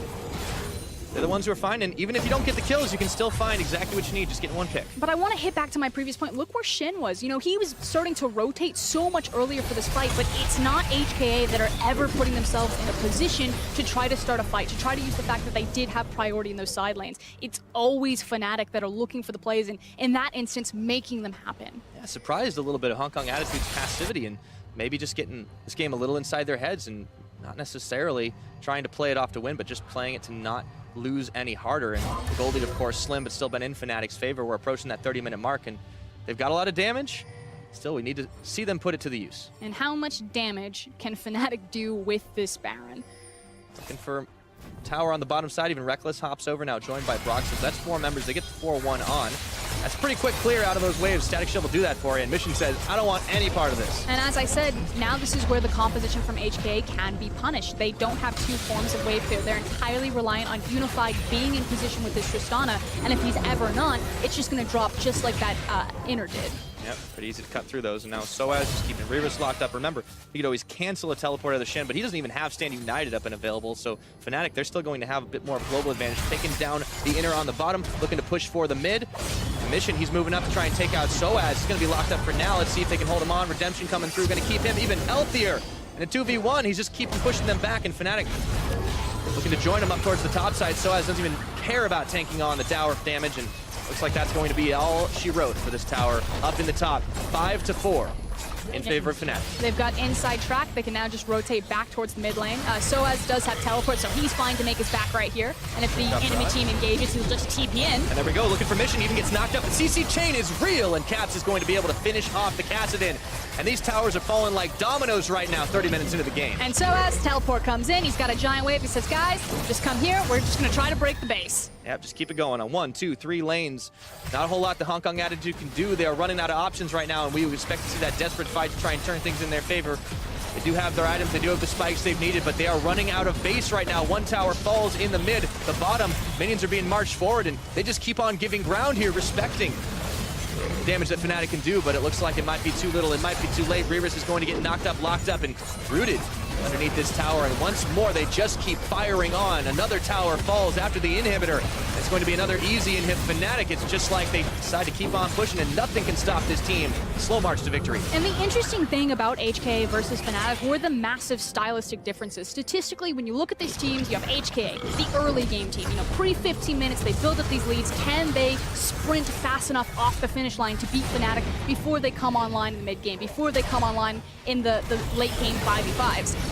And the answer right now for game 1 is no. And that's the thing. Take a breather. People can criticize Fnatic's lackluster early game all you want. And I'm not going to, stand behind and say they made 100% the right macro decisions. There are obvious holes and flaws here. but it doesn't matter because they're confident enough that come that 5v5, they're going to execute, they're going to do the right thing, they're going to find the critical pick, and they're going to win the game anyway. And they're going to be able to pull Hong Kong Attitude into those 5v5s that they know they can win. So far, the 1-3-1 strategy that we kept seeing out of Hong Kong Attitude, it was so difficult for them to go deep when they didn't have control in the mid. And lo and behold, the mid tower still stands for Fnatic. So Hong Kong Attitude, they just couldn't quite do enough early. And a lot of that did fall on Godquai because he didn't take off on that jungle Ezreal, but he really needed to, and frankly just got outscaled of the usefulness that Gragas is going to bring to his team. Yeah. Godquai obviously a little bit more at home on some of those tanky junglers, but with all of them banned away, he goes on to the Ezreal. Maybe he would be at home on an AD carry like Ezreal, but at the same time, it seemed like he just didn't quite have the amount of pressure that Broxah did. And even though Broxah didn't make any trips to the mid lane, he was still pretty effective early game. That said, you can see that there's still some fight left in HKA. They are looking for the cheeky flank play. They still have a lot of power in their Cassidy as well as their Tristana. Yes, the Ezreal has fallen behind, but Fnatic, they're not out of the woods just yet. Oh, they've got to put it away with the Nexus, grab that 50 gold, and move on to game number 2. Now Soaz still trying to duke it out with Mission. Not getting the better of him, though. This Cassidy not quite at the level he'd like to be 33 minutes into this game. And back inside the base is HKA Unified looking to take down the Gragas, but Broxah tanks it all up, shrugs off the damage. Waves crashing into the top side. Soaz on the flank. There's a hop away, but everyone's going to get rooted up, and Kai Wing is healthy enough to tank through things, but that redemption means Fnatic are as well. As they break open the base up towards the top, it looks like they decide to try and take the fight to end the game. The Chen Shield's on as Kai Wing staying alive. Mission trying to cut them off on the flank, but it looks like Fnatic know when to not push their luck, backing out. Moving right back on in once they're in safe range. They are sticking around for this one. Here comes Broxah. Okay, gets the knock-up, and they look for the Tristana, deleting it. It's Reckless, taking out his opposite number. Now Reris will be the next to fall. That shield is not quite enough in Mission. Never got a chance to go in for the flank. Soaz following the flash all the way through onto Godquai, and caps on a killing spree means that this game is going to get closed out. Number 1 over to Fnatic, 34 minutes into this game. And once they hit the go button, there was no stopping this team. 1-0 up. No early game, no problem for Fnatic. They just meet you in the mid game, they meet you in the late game, and they just have cleaner team fights, cleaner picks, and know when to turn it on. Fortunately for Hong Kong Attitude, they had the first 15 minutes on lock as is usual, but they just didn't have the trajectory to keep on moving in that mid game, and you can see frustration on the faces of their players. Unfortunately for them, they're going to have to go back to the drawing board for game 2. And I really do have to put a magnifying glass over HKA's mid game. You know, when they went out to the 1-3-1, initially they did have the superior lane assignments. They could threaten with the Cassidy, but it just took them so long to execute on it. Frankly, they never really executed on it correctly that suddenly they couldn't deal with Soaz. They couldn't execute on the 1-3-1, and Fnatic just ran them over. Yeah, I mean, it was so nice to see in the early game that they were getting the better trades down. Fnatic were kind of, hustling up to the top lane, trading a little bit late, but then everything kind of evened out. And it did seem like HK just kind of pumped the brakes a little bit too much. Yeah, and a lot of that was credit to Reris. I think he did a great job slowing down a lot of Fnatic's, tower pressuring. The fact that he was able to stall so long allowed his team to trade up, but that gold lead wasn't enough. Unfortunately, no. Now, to hear how Fnatic took the first game of the series, let's send it over to Dracos and the analysts. Thank you very much, Pyra. Before we get into the meat of the game, I think it's best for us to start back in the pick and ban phase, because we did have some question marks on the side of Fnatic. I'll be the first to say it. The second casting gets locked in and I don't see a Lucian, I get scared. Pew, pew, pew. Not that it's the only option. I just get worried, man. I was sitting there being like, come on, Caps, this is like an easy matchup for you. But HK, they're throwing out the challenge. They're basically saying, you know what? I don't think you can play Lucian. I'm pretty confident that you're not going to bring it out. And they called his bluff and it worked out. Yeah, that's what was surprising to me is you take a first pick cast and only banning out a Rise. There's so many things that can potentially be taken into it. They take the Cassio, and surprisingly, he actually loses that matchup pretty hard. He was down 10, 15 CS around the 10, 15 minute mark, so really not a great look at the start for Caps, though he is going to end up bouncing back. And when we look at this game, of course, it did feel very much like a macro game for the vast majority of it. Teams rotating around, looking to trade towers back and forth. Exactly. And it felt like HKA were pretty comfortably in the lead, then passed it back to Fnatic. It was sort of all over the place. I felt like what we saw was an initial lane dominance coming out from the side of HKA. You could see CS advantages all across the board from them, and it was what we were talking about earlier, where a lot of their leads have come from their laning prowess. Unified stepped up massively against Reckless and Jesus down in the bottom lane. It was in part thanks to the matchup, of course, but the fact that they were able to push them out, even force Fnatic into this swap, just goes to show the strength of their individual laners. The problem was, Fnatic, they have a little bit more experience moving around the map, and often they did have that tempo advantage, and they slowly and to be fair, their experience, I think they over-trusted it once or sure, twice. yeah, They made a 100%. misjudgment there, When too, we but- take a look at our first replay here, you can see that ultimately that experience sort of counted against them because they did not respect the potential collapse. And there's a lot of global tools here on the side of HKA. They were just pushing bot lane. Fnatic was, rotated mid, tried to get there first, but Shen Castlin did a good job cutting off the escape, forced Jesus into the mid lane where the top side of HKA was collapsing. They get a couple of kills. They were not actually able to break that mid turret there, which ends up being a huge problem for them because it took them forever to try and get any pressure down around there. And then their 1-3-1 basically fell apart because they never could push in deep enough into Fnatic's side. All right, we talked about this a lot, but I think we have to hit it again. HKA, why are they struggling to close this out? Because after that play, it felt like they should be in absolute control, but you're right, nothing happened for so long in the game. The reason why I think this exists is because Godquai needs to be their facilitator. I think that he's one of the big engagers. I think that when we saw the most success out of him was he was on picks like Jarvan specifically. And what we're seeing now is he's on a jungle Ezreal. The only real good way you can start off a team fight or any kind of proactive play is maybe you get a flanking Shen or a flanking Alistar, and then you use the Shen as a follow-up, but you've got an Ezreal jungle, you've got a cast in mid, and you've got a Tristana already. These aren't engaged champions. They can't start things for you. And because there was no proactivity from the support or the top, it ended up just being this standstill where Fnatic just slowly crept up with their vision and pressure and playmaking that HKA didn't really have any answers. I think that's the big thing for me, too. It's just that there was a time where you saw the Castlin go bot lane, tries to hop onto Reckless. He gets chunked out, and it felt like after that, Castlin just got really, really passive, and he would just resort to going to the top lane, pushing that wave out, and then kind of roaming mid, but not committing to it. When you have double teleport, Castlin, Shen, you have a lot of tools to make plays on the solo lane down the bot side. Go attack the enemy top laner, that Maokai. If you get a kill, after already taking the two outer turrets, you can potentially get a mid inhib, or a bot inhib, excuse me, if you actually turn that play, but they almost never looked for it after that point. And while it relatively was not a high-pace, high-action game, when Fnatic finally found an opportunity, they were the ones who took control back. And as we take a look at this next replay brought to you by Acer Predator, we can see that, hey, Caps may have suffered early game, but you give this man a shot, he is going to take it. And it's just them wandering through the jungle. They find an Ezreal who's not respecting the fact that Fnatic are pushing at mid. Even through the Shen ultimate, it's not enough. And the Miasma really just locking down the mobility that you do have on Ez, which allows Fnatic to very quickly translate over to the Baron. The one play that they needed to break this game back in their favor, but you have to say that Fnatic was doing a great job dealing with the 1-3-1 already. They hadn't lost an objective after that 15-minute mark, basically, and they are able to cleanly convert onto the Baron, something that HKA really struggles with as well. If they do get a pick off, it doesn't feel like they quickly turn that around, and you see just how fast that gold graph exploded into Fnatic's favor. And it's just the thing that we saw from the group stages now translating into these elimination matches, because Fnatic, we know that it's not uncommon for them to fall behind in the early. It happened a lot against young generation, even against Chaos Latin gamers. They should have fallen behind early, but they just were able to outplay their opposition. And now HKA, talented individuals, are finding avenues to get that lead, but then they're not translating it later on into the game. And Fnatic are just finding these opportunities in the mid to late. And I think that's the frustrating thing, is because as good as Fnatic played in the late game, ultimately we have to wonder, you know, like, what can HKA do if this is such a big issue? Because if it was picks and bans, we could talk about different champions. But when you're not able to reliably snowball those leads, that feels like something much bigger. Well, I think what I like is that they're choosing to go back to red side. They're identifying that, like, we probably need to win in laning phase, and you get more counter picks, hypothetically, with that red side selection. So if they want to do this early Castlin pick, they could potentially go for that again. If Fnatic adapts and bans out the Castlin, now you can wait for later in the draft before taking your solo lanes and hopefully finding some areas to pressure. For me, I'm just after more engage on the side of HKA. I think they, like, as you rightly said, they had a lot of tools in their kits, but just simplify it, make the things easier. Maybe just group up 5 and force a fight. Like, these guys are strong individual players. They just need easier ways to sort of make stuff happen. And I think champions like Jarvan, Maokai, Sejuani, Gragas, all these are great picks that can better facilitate the action go button. All right, well, Fnatic are going to start the series 1-0. We're going to see if Hong Kong Attitude can pick up a win of their own in Game 2 of the match. Meet us back here after the break. This is where we do stuff. So it's actually going to get them back and push them, and that is going to be first blood over to Soaz on the dive. Looks like a bit taken by Hong Kong Attitude. Exhaust already burned the flash and the feathers. 这里已经没有蓝了，看一下。很危险，没有闪现的，他找了一套伤害，Unify这边打者人头。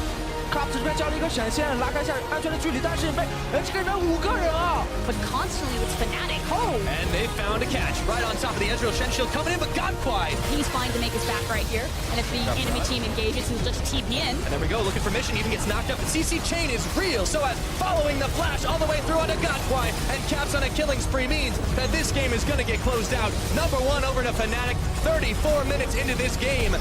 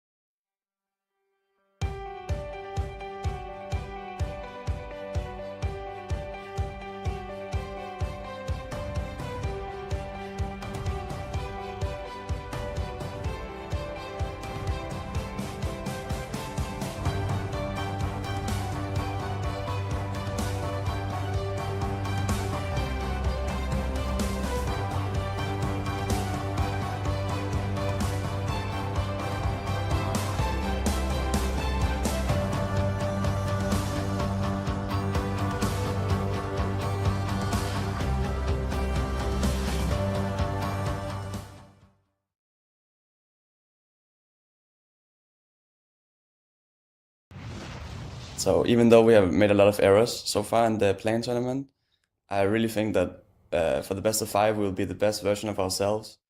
And even though HKA is a really, really strong team, I think we will end their world's dreams right here, right now.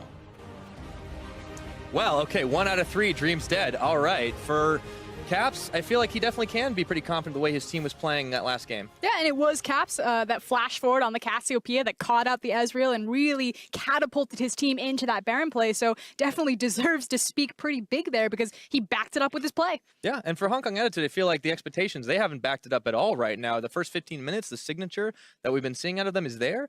But after that, everything seems very uncertain. This team felt indecisive in game one. And that's the key word I like, indecisive, because again, I think Vedius said it best on the desk. They had so many different tools to really try to exploit, to utilize the 1-3-1, to get priority over the side lanes, then, maybe even blitz in, try to make a play happen into the mid lane, but they never quite got there. Maybe they didn't quite like the chances that they had, because you look at the composition and it makes perfect sense. They've got the Cassidy. They're a very comfortable Cassidy team. It's one of Mission's best champions, so no excuses there. They had the Shin. You Shin ult on the Cassidy and he blitzes into the back line, and then you start the fight, and that never happened. Yeah, they were on the side lanes. They had really solid trades early on against Fnatic, who were kind of scrambling to respond most of the time. And then they kept keeping on the side lanes, and they're like, oh, wait, we can't push anything because all the towers are dead. And then they never ended up actually getting the mid tower, and that was so critical. They didn't feel comfortable going in for the Baron. Fnatic, they just kind of beat down the door because they just slowly kept building that lead. Saw the gold graph after the game, and it just kind of like dipped, and that was the moment Fnatic decided to turn it on. The explosive lift off of Yeah, Fnatic. pretty and much. The thing is that Caps in that interview said that he feels like this is the best version of Fnatic. And yes, it is getting them the victories that they need when it counts. Again, that young generation loss, it didn't, It didn't feel that bad. It didn't mean anything. Yeah. So it's hard to say whether that was the best iteration of Fnatic. There are definitely flaws here. But I go back to their domestic performance. And again, what impressed me so much about Fnatic was their ability to carry through SOAS, to carry through Caps, to carry through Reckless. And now this kind of feels like a much more one-dimensional, patient team. It's all about Reckless. They pick the Cassiopeia instead of going for the Lucian so they can offer protection towards that Xayah standing in the back line. And it's so difficult to dive in on Janna Cassiopeia to blow up Reckless. They're constantly putting SOAS on these tanks instead of giving him his big Gnar or Jarvan picks, which he can pick freely into a lot of these tank matchups. So, I don't know if I really like this this version of Fnatic, if I think it's their best, but it is winning them games, and I can't complain with that. That's the thing you got to think about, right? Fnatic, they're a team that if it ain't broke, don't fix it. They just kind of consistently do this until somebody actually shows up and blasts them, and then they're like, okay, well, now we got to go back to the drawing board. We can't just rely on reckless side pushing and things like that. But right now, Hong Kong Attitude aren't able to punish it. I want to see if that changes over the course of this series, because if it does, then we might start seeing some of those compositions you're talking about where Fnatic does something completely different out of left field. I've watched this team enough. I know they have the tools in their kit to do it, but they are very stubborn. They like to stick with what works for them. I mean, if it's not broke, don't fix it. I 100% agree with you. The question now is can HKA change up? The big thing about best of 5 is the adaptability factor that it really brings. And they got some of their big comfort champions. They denied SOAS a lot of his power picks, like the Galio, like the Shen. Rarest, that champion makes sense for him, and it didn't mean anything. So do they go back to the exact same thing on the red side, looking for that counter picks, looking to try to blast Fnatic in the lane phase, or do they change gears, try to build a composition that is easier to execute that Vedius was talking about, and try to match Fnatic in the mid and late game? Yeah, I think we're about to find out, but I think it's pretty key that you pointed out that they kind of went on something that was a little bit different when the jungle picture was pretty much completely obliterated. We had Godquai on this Ezreal that, honestly, if anyone on that team was going to play it, I would have thought it would have been Gemini. But that's the thing, Godquai feels really comfortable with the pick. Yeah, we haven't seen it competitively from them, especially not at Worlds, but they have been practicing with it. He's played it a ton in solo queue. They felt very good about taking the pick. And, what is that morale like now? You come into game number 1, it is your opportunity to try to, change things up, whereas Fnatic, the more standard route, and if we don't have to show anything to win this best of 5, let's not show anything. But at the same time, will that shake HKA? They are a younger team. They are new to the big international stage. A lot of these spotlights, they don't have the same veteran experience. And will this start to shake them? That was,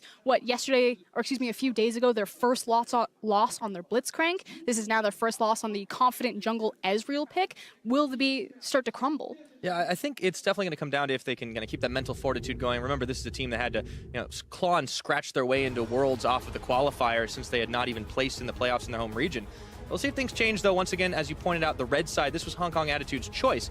They might have a plan up their sleeves as we get into picks and bans. Rakan, Syndra banned away. Of course, the Kalista also going to follow through. And then the Ryze, I don't think we can really expect anything too different there. Like I said, Ryze is probably going to be a permaban. Mission just simply doesn't play it, and I like to think that Ryze is really climbing up the ladder of priority picks for that mid lane. So, unfortunately, whether they're on red side, they're blue side, I expect this to be a staple ban for HKA. Makes a lot of sense, and now the ball's back in their court the last time around. We, of course, saw them removing the Syndra, but that was removed on Fnatic's side, so we'll see what Hong Kong Attitude do here. Sejuani is the big champion that's kind of left open. You know, do they ban it here, and is it going to be another Gragas first rotation, or did they leave it open, try to bait Fnatic into picking or prioritizing an ADC, and then get the Sejuani for themselves? It looks like they decided to go a different route and ban out the LeBlanc, so we might see the Sejuani coming in here for Broxa. Of course, a lot of junglers other than Jarvan left up. Xayah, Tristana, Sejuani, all the big champions left up. I expected it would be Sej, and there it is. Yeah, and I think Hong Kong Attitude, no-brainer to go ahead and take the Triss now. What are they going to answer with? I think they definitely should pick up their jungler earlier on. Godquai did not look nearly as comfortable when he wasn't on an engaging tank. But they don't technically need to pick it up in this rotation. I'd like to see them grab an aggressive support. I did like the Alistar, especially because with taking the Tristana, it's probably going to be the Xayah. So pick up the Alistar again. Unified and Kaiwing looked very confident in the 2v2 across from Reckless and Jesus. All right, That's a left turn. It's going to be Yordle Combat. Lulu down on the bottom side, so let's see how that one goes. Very pokey lane.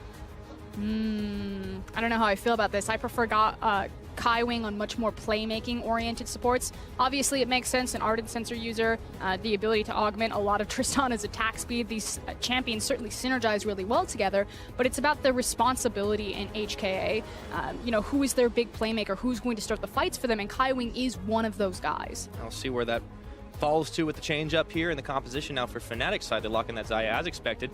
And we are looking at a Karma bottom lane, which you mentioned the last time around in picks and bans. Another Jez's special that likes that poke damage she can provide, and the shields. Yeah, and it's really about that pushing potential. When you have the Lulu, Tristana, it's already going to be a very heavy pushing lane. Now with Xayah Karma, it gets a bit easier for Fnatic to create space or even a pressure point that Broxa can play around. You know, if they get the push advantage bottom, he can suddenly start invading on that. Or if he doesn't want to invade, he has safety to farm his own jungle because his bot lane will be pushed up protecting him. A lot of CC when he comes and brings it now. For Hong Kong Attitude, they lock in the Gragas before the next phase of bans come in. They don't want to expose Godquai to a couple more jungle bans being thrown his way.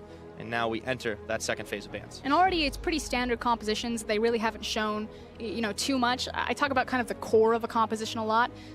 These are just surrounding, you know, cherry on top, some sprinkles, but it's not really like a siege composition or a monster objective burn composition or a big 5v5 composition just yet. It's just kind of the stock standard basics. All right, so what kind of Sunday do you fancy for Hong Kong Attitude? How should they fill this one out? I actually wanted them to take the Maokai, but they ban it away. I want them to have the hard engaged champion. I'd like to see a traditional 5v5, especially because they picked up, you know, the Lulu Tristana combo.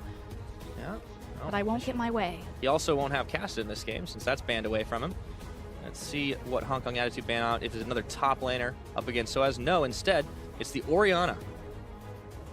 Trying to deny a lot of wave clear options, or more wave clear options from Caps. Trim down that pool a little bit.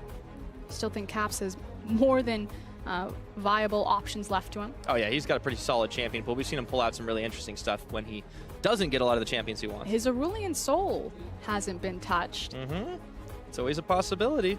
We want to talk about being able to roam down. He doesn't have to be worried about being isolated in lane when he never has to be in lane. If you won't come to me, I will come to you.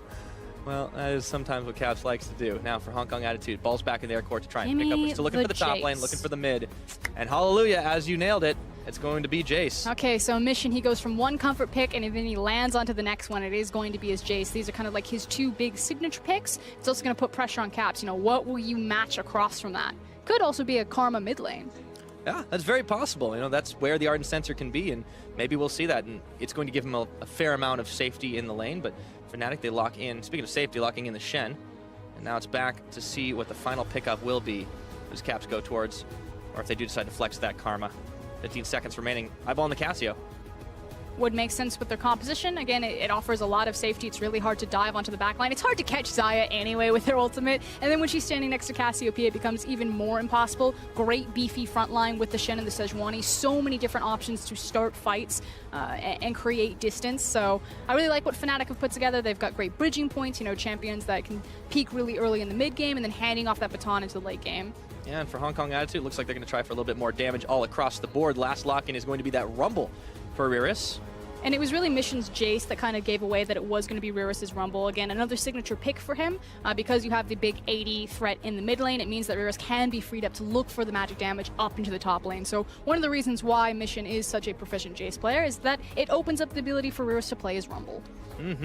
So we get ourselves a very comfortable Hong Kong Attitude composition, and only one true tank, but that artificial tanking is coming out of the Lulu's Wild Growth means that any one of those carries could definitely get beefed up right on the front line. I think I like this fighting ability from Hong Kong Attitude as well, but they've once again got side lane pressure. And it's, again, another great bridging composition. The fact that Jace can be that big power in the early game as well as spiking in the mid lane. Rumble then takes over as soon as he is like level 6, level 11, and then 3 points at his ultimate and then handing it off to Tristana. So there's points at every single portion of these games' compositions, or these teams' compositions, where they can be powerful, where they can look to make plays, and we shouldn't have another slow farming game as Fnatic were just waiting to ramp up. Yeah, expect it to be a little bit more explosive in the early game, and the mid and the late, why not? And for Hong Kong Attitude, they've got a few more tools to work with, not so much one-dimensional. We'll see if Fnatic can take it to them twice in a row, put themselves up 2-0. The old Kings of Europe gunning for the group stage of Worlds. Do they get to be the Kings of Europe anymore? They're the old Kings, I feel like G2 just like ripped that from Just because you're not sitting on the throne anymore doesn't mean you didn't used to. I'll accept Princes of Europe. Does that mean they're going to be Ascendant next year? I don't know. We'll find out. Hong Kong Attitude, of course, another third seed from their region, trying to prove that the LMS is not a two-dimensional place. We'll find out if they're able to take it and even things up against Fnatic. We load up onto the Rift. Same sides once again. And a lot of my attention is going to go to Ryrus and its Rumble. Again, it is a comfort pick for him. He's certainly showed big things on this champion, but it's a very different style. This is HKA recognizing, okay, the side lane pressure, that didn't really go as we planned. Let's focus more on kind of the big 5v5. Let's play around this team fighting ultimate. Whereas Soaz now gets to control the tempo in the side lanes. Like, buddy, you are staying here with me or I'm going to beat you there anyway. Pretty much. Well, he's got a pretty quick out if he decides that he wants to get on top of one of his carries. You mentioned that beefy front line that the Shen, the Sejuani can provide. He can get there right quick with Stand United. We'll see how it all unfolds. Line of scrimmage, no shenanigans this game. I am really feeling the crowd passion behind both these teams. There were a couple of Fnatic jerseys and signs popping up in the crowd, so it's not just the one-dimensional hometown favorites for Team WE in Wuhan. Now the crowd is chanting Jaya. It means refuel or fan the flames. It's kind of like saying good luck. So if you want to cheer for your team in Chinese, it'd be Fnatic Jaya. Yeah. Entering lessons with Frosker, and I love it. HK, you were supposed to say HKA Jaya. You HKA Jaya. messed up. I set it up for you. I mean, I let you down quite a lot, don't I? Yeah. We'll see if HK doesn't let you down here. Still, not deciding to go too deep to kick things off. Everyone from Fnatic waiting in the wings, try to dissuade any early aggression.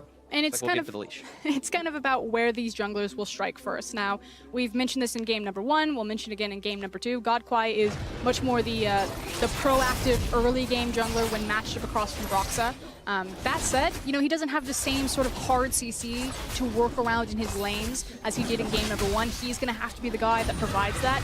In his jungle proximity, he tends to pay more attention to mission than either of his side lanes, and he certainly has the burst damage to follow up with Jace, having those two forms. He can be quite explosive in the early game, so I would almost expect Godquai as one of his options to really look at Caps here and try to punish this Cassiopeia. Yeah. Caps didn't have too much trouble last time around, and even without Brox once again spending a whole lot of attention anywhere near him. See how this one all unfolds. But the bottom lane was what got really more explosive in the last game. And with the Tristana and Xayah once again, gotta expect that there might be, maybe not so many all-ins, but a lot of poke damage coming back and forth with that Lulu. Yeah, I don't expect that there's gonna be all-ins. There's not the Alistar available, but it's probably just gonna be the ebb and flow of pushing away forward. And then it's about what do the junglers do with this different pressure point to pivot around. Yeah, the bottom lane is definitely going to be a little place to look for the junglers, not just because of the way the lanes are going, but we also have yet another Infernal blessed with the Dragon RNG this time around. Was nowhere to be found in game 1, but game 2 is going to be another story. I was almost really excited that Broxa was pathing towards the extended Jace, but then he took a right turn and took the Scuttle Crab. I was like, wait, Broxa's going to gank mid? It's like there's a magnet mid lane, and he's on the same polarity. Every time he gets close, he gets turned away. Doesn't need to. He just wants to hard farm, get that ultimate on Sejuani. He's just having a good time in his own jungle. And Caps isn't, doing too terribly either. Every time he takes a little bit of damage, you can see he backs off just a skosh, hides behind that minion wave, and makes sure that mission can't really follow through on him. Now Godquai, he's on a mission himself, straight up into this jungle. Not going to find that red, but he might find Broxa. See if we're in for a jungle fight. He doesn't want it. Barrel pops, last cone, and he's out. And he's going to feel safe to do this simply because Jace does have a rotation priority right now because he is pushed forward, so he'll get there before Cassiopeia. But it was a fight over the Krug camp. In the end, though, Broxa gets his full clear, and he's got the Krugs to himself. And as I say that, is he going to gank bottom? It just might. Unified Kaiwing a little bit pushed up. There's no ward in that tri-brush, so he might go unseen. Yeah, he definitely has the line in, or he might just assume that the tri-brush is warded and might not think it's worth his time and wants to finish Crocs. Well, looks like we got a bit of a battle in the mid, though. Mission, early pressure you were talking about. A little uncertain if he wants to keep on pushing. Caps gave as good as he got. Caps also has the minion wave exactly where he wants it right now. He's super comfortable. Mission gonna make his early back, but if Caps holds it there, then he will have to call his jungler over to assist him. See it happen. Meanwhile, down back in the bot. Both junglers bottom. They've arrived.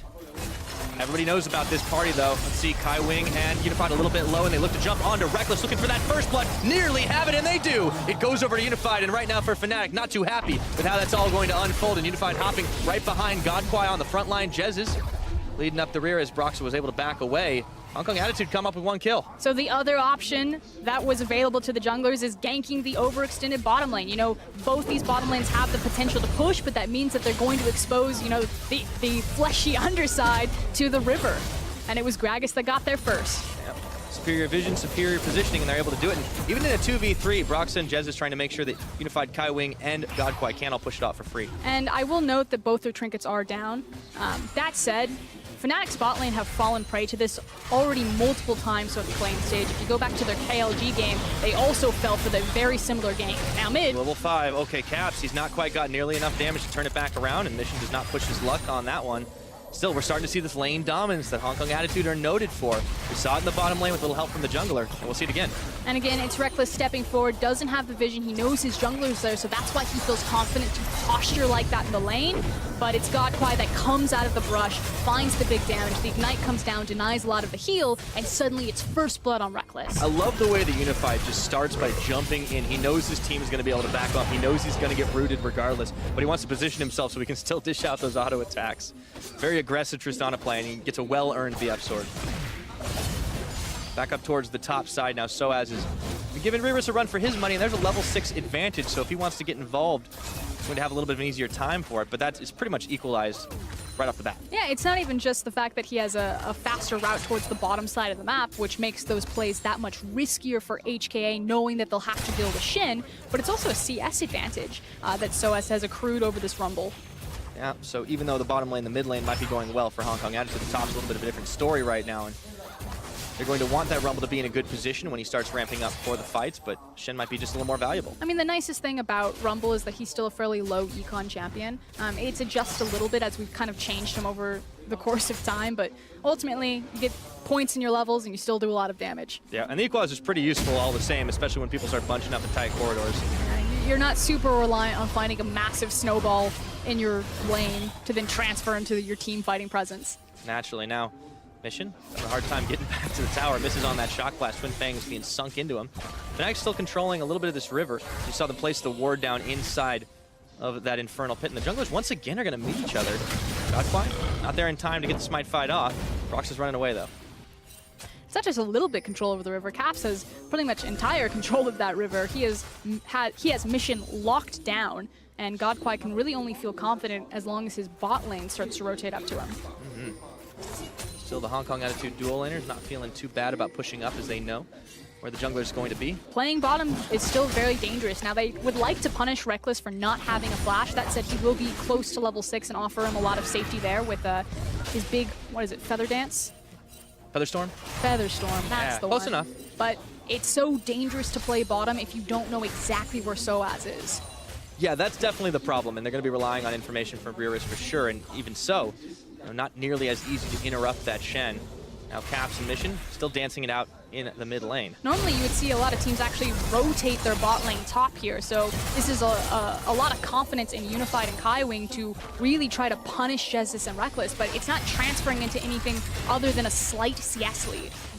Yeah, that's not a huge thing right now if you're Fnatic, because you know you're going to have that bridging composition you talked about. Let's see if they can turn this into some more kills, though. Mission goes in on to Cap, spending out the ultimate from Soaz. Now it's a 2v2 in the mid. Godquai tagging his way forward. Mission a little low on the mana and on the health. Can't do a whole lot, and Godquai's isolated. Equalizer comes in, and this fight just goes 1, 2, 3, 4, but it's 2 kills in favor of Fnatic. Fnatic can make that 3, a double going Soaz's way. And it's just not recognizing where you actually had play potential in your lanes. It's so dangerous to try to gank anything other than the Shin at this point, which is why I said most of the time when teams see the Shin take over to level 6, they'll take their backs, they'll rotate their duo lane up there and try to prevent that ultimate from impacting outside factors. And now Fnatic, they can turn those kills into something even more with 4 members on the mid lane, inside track. Nothing that Hong Kong Attitude can really do is to come back up off the fountain, so it's first tower in the mid to top off the couple of kills they just picked up. And normally Fnatic don't get first tower. I believe before this series, HKA had 100% first tower rate through the play-in stage, so suddenly on the back foot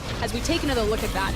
And it's a beautiful flash, I believe, from Caps to deny the cast. Yeah, flashes forward, there's no cast there. Soaz comes in, and now it's Gragas just in no man's land. Not a whole lot they could do, and Caps Twin Fang in for the last mission. He's completely zoned out of that fight. Hong Kong Attitude thought they maybe had a little more backup than they did. Yep, from bad to worse, the creep wave comes in, there's 4 members there, and suddenly a mid lane tower is down pre-10 minutes. Yeah, so not looking great for Hong Kong Attitude, but there is a consolation prize as everyone from Fnatic backed away to spend their hard-earned gold. The Infernal Dragon was up and available, and they pick it up without breaking a sweat. Yeah, really table scraps at that point, however. Now, the next place that HKA can try to punish again is Cassiopeia. She doesn't have her flash, she doesn't have her heal. You still have to respect Soaz, because he will have Stand United very quickly. And he's got the TP. But you're pretty much waiting on the cast, which is just about to come up. So I expect it should be the play from HKA, just to try to, quick drive-by on this cast, especially if it's going to be that far forward. Yeah, mission under the non-existent turret. But Caps understands that he's got a target drawn on him. Oh yeah, able to play safe enough as it were. He did get a lot of attention that time around, not just from the jungle, but from everybody. Caps is deciding to move up towards the top side and gank the Rumble, though. Yeah. Long way away. Oh no. Oh boy, I think Rarus knows what's up. He has a family. Grounded, tries to flash over, see if he can walk it out, but he's stunned and taunted. Rarus just trying to zoom away, but Soaz getting kill number 3 for himself. Woo! Doesn't even drop the equalizer. Unfortunately, there's no vision to catch that. Mission lost control over the mid lane, and Caps makes a very easy rotation. And suddenly, when Fnatic do put pressure into their mid lane, look at what Caps is able to unlock for them. Oh yeah, looking so great right now. Means free push on the tower for Soaz, denying more farm from Rarus as he's coming up in 5 seconds. Caps all the way back to mid, and they know exactly where Mission is too. They can ping him out. He's going to be able to dodge away nice and safe. Fnatic pretty much holding everywhere they need to be right now, and Hong Kong Attitude's solid early game. Honestly, nowhere to be found. Look at how confident Caps is. There's nothing Mission can do. He thought about trying to trim that wave, and he's pretty much locked out of his lane. Oh, this is so unfortunate. He's having a bad time. Hammer form, knock him back. Now in goes Godquine. Maybe this is where Caps pushes his luck, but I think he's perfectly fine right now. They double down, the teleport in. Mission gonna get stopped up by Broxa, who should be able to kill him even through the cleanse. That was a swag ultimate if I've ever seen one. Ooh, and HKA are starting to crumble here underneath the pressure. They play a lot of their games from ahead, and you can tell that when they start losing their towers this early, they're suddenly confused. Where do I need to be? How can I get into the lane? Am I safe enough to push this? And Fnatic are just ripping them apart right now. Yeah, looking to just dive under towers. No response possible. Big minion wave coming in for Reckless and Jesus to take out this last standing outer. Forgive me, there's still one up top, but it's not looking too healthy. It's a stiff breeze from going down. Yeah, well, this one's about to be the same way, and nobody's coming to defend down on the bottom side. 5-1 in kills, a 3,000+ gold lead at 12 minutes for Fnatic. Oh, this has all the makings of a 2-0 if it keeps going this way. That said, it's not over yet. There's still a lot of late game scaling options available in the hands of Unified. Again, if anyone's going to carry HK across the finish line, it would be him. But right now, yes, a very strong start that we don't normally see from Fnatic. And this is what I was talking about. Cap said in the interview that you're going to see the best version of Fnatic. The best version of Fnatic to me is their ability to carry from every single lane. And now it is Cap's turn. Yes, he's pretty much support Cassiopeia, but 100% kill participation right now. Yeah, not looking too shabby. Of course, a lot of those fights have happened in the mid lane, so it's kind of no wonder he's got sitting at the high KP, but all the same, look at this, 1v2, almost 1v3, and Soaz is actually dishing a lot of damage back out onto Unified. That's a big Shen. And he's got reinforcements on the way as here comes Jesus and Reckless and Broxa. And Mantra Q, Unified, maybe not as safe as he looks. The shield is going on, and Unified gets the hop over, but instantly Broxa is right there, gets knocked away the barrel, the heal, staying alive, but Broxa's bringing Shen to the party, hopping behind that tower, teleports come a-flying, but Fnatic pay no mind. They try to get a taunt off, it's not going to happen, and maybe this is the time to back out. Equalizer's on, but Caps is slithering his way through. That Tristan is backing away, and Caps goes forward, flashing, petrifying gaze, looking for Godquine. Rivers stopped up and stunned, thrown into prison, and down he goes. Kai Wing soon to fall as there's no tower left for backup. The Fnatic gang squad coming through with more kills. And we talk about the strength of Fnatic's team fight, and we don't normally see it this early, at least not so far in their Worlds run, but they're still showing it here. They're so far ahead of the clock. They've got their initial big itemization out, Rod of Ages on Caps, and they feel super confident to step forward, not back. 3-0-5 on this Cassiopeia. Talk about being in the driver's seat. They're going about 100 miles per hour as they start moving forward. Rift Herald on the menu, pretty easy for just Brox and Reckless to take away, and all the vision inside the top of Hong Kong Attitude's jungle, pushing in on the mid. This team just keep on pushing. And looking back at this, you know, Broxa, okay, let's say Soaz. Soaz is taking his back right now, pretty much saying, I have the ultimate, we can continue to go forward. Normally teams like this, like, okay, we got what we came for. We chunked out the health bars, we're here for the tower. Nah. We're here for their lives. They push forward, Soaz comes back into the fight with the Stand United. Cap shows up, locks multiple members onto their tower, and then it's just a, what, fish in a barrel?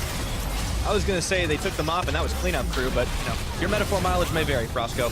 What, 3 kills in a tower? Pretty good. Pretty big swing.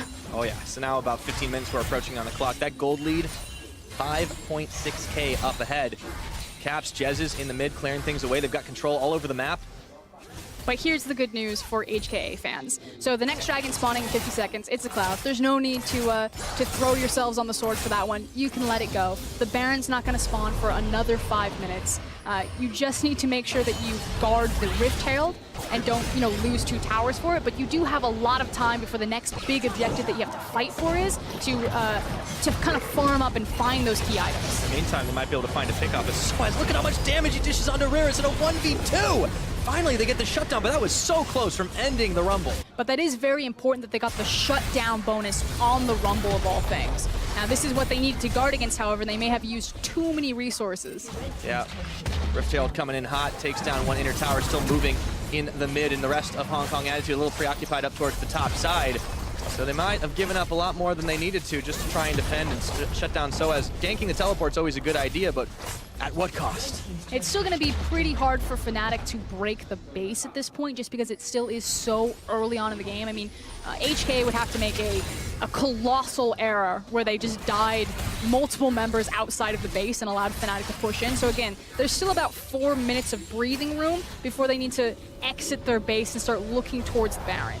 They need to be able to do so with the items as well. You can see Jace just picking up his first completed item, and so having Yomus at this point, still going to be pretty good, but I feel like he might have needed some of that a little earlier. I mean, look across the board. Caps is sitting on Umbrella Nomicon, the tier and the Rod of Ages already completed. So they're definitely falling behind their counterparts with all the gold that Fnatic have been lining their pockets with. They are about an item and a half behind every single member in pretty much every single position. Rumble has one of the cheapest builds, and he's like the guy that's kind of on par.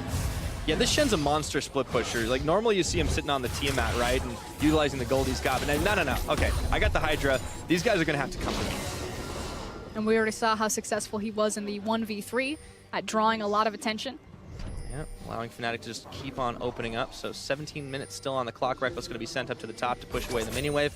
Rest of Fnatic gathering inside the mid, going for the jungle, seeing if they can get a pick out onto anybody from Hong Kong Attitude. Have to be careful they even push into their own jungle at this point.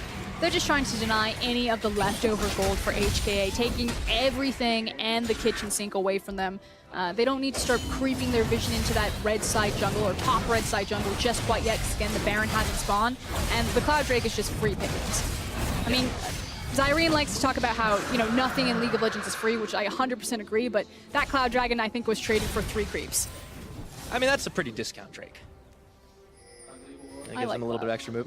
Does give him some serious move speed out of combat to rotate around even faster. Of course, Fnatic always having the edge in this game, and Hong Kong Attitude still trying to hang on. There's still definitely a chance for this team. The Ardent Sensor's been picked up so that Tristana's damage will be enhanced.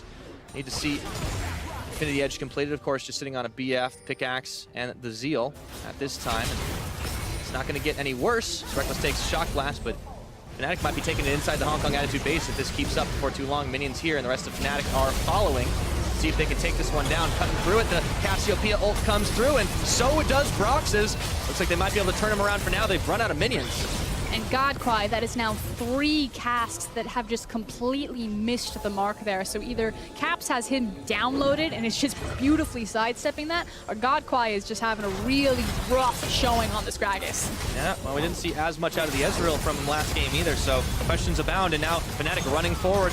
They don't even need as many creeps as they've got here. Just chasing Hong Kong Attitude away to claim that tower 6-0 in this game. Yeah, and knowing that they have the confidence to do so, as soon as that cast was gone, they knew that the big engage tool wasn't going to be there, and they were just going to mow through it. Baron now 1 minute out. So I said that they had a 4-minute breathing window. Well, HKA, I hope you caught your breath. This is the time. Got to start running that marathon if they want to put this one away in their own favor. 19 minutes on that clock. The gold lead still just spiraling out of control with Fnatic claiming all of the inner and outer towers. And the scary thing is because it was an Ardent Sensor Rush, they don't have a Sight Stone, which is fairly common. You know, they don't usually come in around 17 minutes to 20 minutes, especially when you are this far behind. But when you've lost all of your towers, Baron is spawning in 40 minutes, and you don't have the ability to place anything other than your trinkets or your control wards, that's going to make it that much more difficult to try to, you know, steal away this objective or buy themselves the miracle back into this game. Well, maybe this is the chance for God Quite a Shiny. He hasn't been able to hit the barrels, but if you can hit the smite at the right time,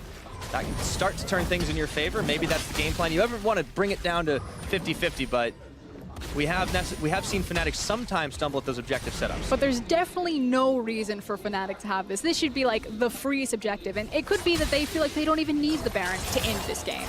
Maybe that's the thing, right? Like if you can't give it up. You can't let a bad engage happen if you never actually go for it. My only concern is that still extending, it allows the Gragas that much more opportunity to look for a flank play. The wave clear between Jace and Tristana, I feel like it should put emphasis on them taking the Baron, but sometimes teams don't even want to take the gamble and just feel that their gold lead, and it's close to 7K now, is enough. Yep. Jace is starting to sting a little bit with those shock blasts. Need to see him hit a couple more. He wants to try and take down any of the Fnatic members. As you mentioned, though, still a very tanky front line to try and wear through in the 5v5. Not easy to do unless they can find those flanks. Mission definitely having a little bit of a rough go of things. There's the shock blast missing onto Caps. Clearing out the vision game continually. Got the sight stone, not as much as they can do. This is the smothering of vision. Like I said, it shouldn't be a 50-50 Baron. Fnatic understand, push top, push mid, clear all the vision, sit in a brush and wait for a pick. Deny the jungler, deny the 50-50, take the free objective. Completely dark in that jungle for Hong Kong Attitude, but Fnatic have got eyes everywhere in that top side. They would know if H2K were coming a mile away. HKA, excuse me. Casting HKA again. And HKA are doing the right thing. They're you know, flanked together. They're making sure that as soon as Gragas has his sweeper up, that's when they move into the jungle. That's when they start to put the vision forward. So they're not wandering out on their own, leaving themselves open to pick potential. They understand that they need to stay grouped up. The problem is that they've run out of time. Yeah, here we go. The Baron started. Eyes on it. Doesn't really matter at this point because it's already down to 3,000 health. Prox is just going to hop over. The token smite down. Doesn't even need to do it. Jesus is able to secure that one up at the end of it all. And as you said, that was a very easy Baron take. And it just doesn't get more clinical than that. Take notes for solo queue. Push top, push mid, set your triangle vision down, force them back, take the Baron. And then rinse and repeat onto the towers now. Is this going to be enough for them to start breaking into the Hong Kong Attitude base? Rivers pushing down with a wave on the bottom. And it seems like the name of the game for them is just going to be try and deny mini waves continuing to push. But with how strong Fnatic are, that's not going to be easy. Rivers is not going to risk this one. Keep going! Uh-oh. Oh, no. I've seen this horror movie before. Oh, he's even gonna flash. Oh dear. There's the flail. Gets the slow. Oh, and it looks like this could be trouble. Rekkles makes it look easy with the feathers. Just storms through him. He's got the 2 items on Xayah. He's got the crit cloak just for added measure, and they've now just got to pick up the wave. Rekkles is going to grab this one, and they're going to storm bot lane. They might be going to mid pretty soon as well, and with Soaz up on the top, it's starting to close that bear trap all on top of HKA's desperate fight, looking for Caps. A few more shots as Unify goes in for the jump, petrifying gaze, and he just sticks around a little too late. The barrel comes in after, but the kill's already secured. Now can Hong Kong Attitude turn this one around to the 4v4? No, I don't think so, as God Quiet falls. Unified hopping forward, the Featherstorm already landed on him. Still though, losing 2 just for 1. Let's see if the Shen Taunt can land, and there goes Unified as Rekkles picking up the kill, and let's see if this is going to be enough to break the base. Ah, the very edge of the hitbox. It's only Jace that's left, but not feeling comfortable enough to approach the tower and has to deal with multiple fires. Not a whole lot they can do. Those fires are starting to go way too heavy as the equalizer's thrown down. Reyes stopped up under tower right as he was off the fountain. Down he goes once more, and now it's up to Kaiwing and Mission to try and save the day, but their base is already in shambles. Fnatic looking to put this one away quick. And we've now seen 2 different versions of Fnatic. Hold on, though. Mission. One last chance to try and get the kills. They're a little low on the health bars, but you can't chase him back before the inhibitor falls. Godlike Kaiwing looking for the chase, not going to find it. Whenever you hear that Ghost Blade pop, you're like, how brave are you really? Clearly not enough right now. Mission He did not accept that one. Definitely understood the circumstance he's in. But as I was saying, we've now seen two very different versions of Fnatic. We've seen the classic, plains Fnatic where they fall behind in the early game, they rely on their late game team fight to come back, and now we see this hyper dominant Fnatic where they just come flying out of the lane phase. Now, they did still leave themselves open to holes. Unify did a great job finding Caps, who was just a little bit too far forward, but the gold difference speaks for itself as the rest of Fnatic collapsed on this fight and just absolutely shredded through HKA. I mean, it was a good start for Hong Kong Attitude for sure, but just too little, just on the edge, and the fact that there's a massive golden item differential means that, of course, Fnatic were going to be able to put that one out. I mean, we're 12-3 in kills right now, and one of them was just taking out the Cassiopeia in that same fight. And we've crested over the 11K gold difference. This is going to be a little bit of a rough comeback if Hong Kong Attitude want any chance of it. The greatest cask in the world would have to be placed, and I don't know if it would be enough at that point. They'd have to find both Xayah and Cassiopeia and then instantaneously kill them. Yeah, they need a miracle to fight for sure, but Fnatic marching up towards the base. Looks like that desperate fight is going to be what we're going to get. Mission landing a two-man shock blast, starting to sting a bit, but Reckless and Jezz are able to back out away with the Baron empowered minions falling. Going to look for other opportunities. Inhibitor's already down in the top side.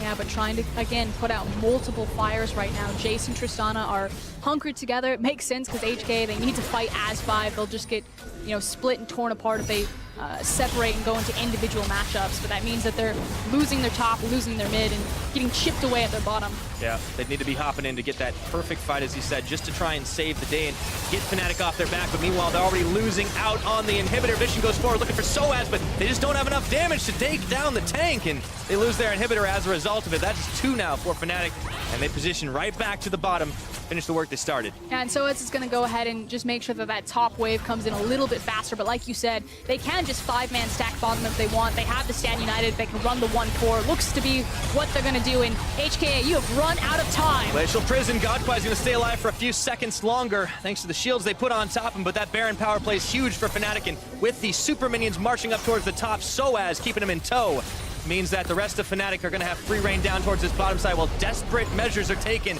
by Hong Kong Attitude to try and force everything back, sending Rumble up to the top to deal with it. And will they decide to take the last stand, or will they allow Fnatic to suffocate them? Well, that's the run in here. Let's see if they wanted to go all the way. Hong Kong Attitude looking to go around the side. Mission trying for that flank, but spotted out instantly. Now Soaz is isolated.